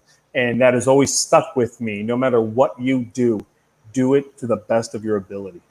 When you talked about being in a rut, and this is the kind of, I don't want to go too long here, but I mean, I want to ask one more thing of you guys is a lot of times you're talking about being in a rut and being the best person. When people are comfortable, when we're talking about the topic here, there are 2 major schools of thought, and sometimes they overlap, but it is what we talked about earlier, growth and change. I think those are interchanged a little bit too often, right? I think that yeah, sometimes when you're changing, you're growing, and you're. But what to you guys, like, what is the difference as far as when you're in that comfort zone, and it's for better or worse. But what's the difference between growth and change in life? I think that's a tough thing to break down. You know, I think growth is your I think growth is when you change, growth is when you become a better person. When you put changes into effect, the outcome is growth. Gotcha. It's probably the best way I can do it, right? So going out there, visiting 4 accounts a day. Can I visit 5 accounts a day? Can I visit 6 accounts a day? When I'm at an event and I sell 5 boxes, can I sell 10 boxes, right? Your growth is you getting better because of a change you did. Maybe it's your sales pitch. Maybe it's the way you speak to your wife. Maybe it's the way you disseminate information from those above you that are giving you direction. You have to turn that into something. And so I kind of, the fact that you have milk and you can change milk into butter. You can change milk into ice cream. Those are 2 very different things that come from the same thing. And depending on how you work it, you will get 2 completely different things. Do you want to make butter or do you want to make ice cream with that milk? You have choices to make, and your choices lead to different results. And so you have to point yourself in the direction of the result that you want. Well, the way I would answer that question. Nate, I was going to say, tie that answer, and then also closing remarks as well, if you don't mind. So for that particular question, I would look at it almost like an agricultural standpoint. If you're growing from where you are. Like you're developing from the soil that you've been planted in. You're growing bigger, better, stronger, whatever from where you are. Change, I would say, would be you are uprooting yourself from one environment to another environment. You're changing your environment, your position. And then, yes, you can still grow from there. You know, it's kind of like in the cigar industry, a lot of the growers, they don't just sit there and plant the seed directly into the soil and that plant just continues to grow right from where they planted. A lot of the manufacturers, they'll actually plant the seed almost like a greenhouse, and they'll plant the seeds in little pods. And then once those seeds sprout, that where it sprouted from is not big enough to contain that plant and allow that plant to grow to its full potential. So they have to take that pod and then plant it elsewhere, so that way that plant can become the full product that it's meant to be. To fulfill its destiny, basically, you know? Yeah. There's no point in growing a tobacco seed if all you get is a sprout that's about that big. You're not going to make many cigars out of that. Side note, in Cuba, they sprinkle the seeds in the soil. That's it, man. Yeah, in Cuba. I showed him pictures of Connecticut, and the guy I was showing it to was on Hector Luis's farm, and he's like, I thought it was an archaic thing, and he's like, get me that. Yeah. I can't get you that.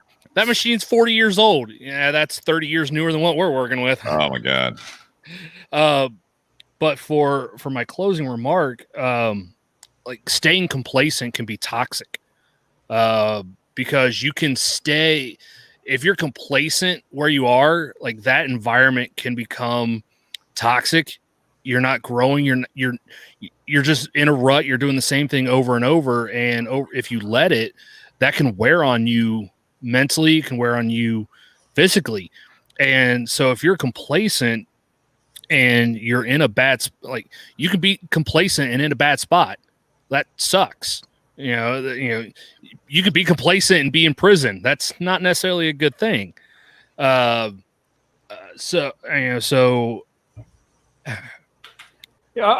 Nate, if you don't mind, I would love to jump in on that. I know this is kind of way out there, but I want to build on something you just said there, is that there's a fish called a pleco. A lot of people know them as suckerfish. And suckerfish will stop growing depending on the size of the fish tank you have it in. Yes, that is true. The bigger the fish tank, the bigger it'll grow. And I think that's exactly what Nate is saying, is that sometimes you have to have a different environment for you to reach your growth potential. Yeah, that's a really good. It's a good example. To break it down, absolutely. Yeah, because I mean, to that sucker fish, a small fish tank is toxic. Yep. It's only gonna get so good, and then it's just it's just gonna go about being the same little sucker fish that it's always been. But it can, if now granted, a suckerfish can't just jump from one aquarium to another. Right. But if it had its choice, it would go to a bigger tank, because even it wants to grow. Yeah. It wants to get, but it's stuck by its own limitations. Thankfully, we are not all the time. Like, we have the ability to choose our pond. Yep. Sometimes, yeah. That's great. I said sometimes. Yes. Miguel, how are you? Closing remarks. My closing remarks is, first of all, I want to thank you guys for having me a guest on the show. We're doing it COVID-19 style. I would rather be there in your garage, Steven and Steve and Nate. Miss you too, brother. But I think it's great that you guys have continued the show. I think your show, I do a lot of podcasts, and I think your show is so well thought out. And I just appreciate being a guest on your show. I want to say that if anyone listening to this out there, I hope you enjoy part 1 and part 2 equally.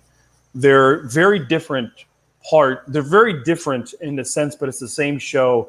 And I feel a privilege to be on the show and to talk about these things. So closing remarks to people out there is just, man, embrace life, continue to grow, never stop, and be a good influence on other people, man.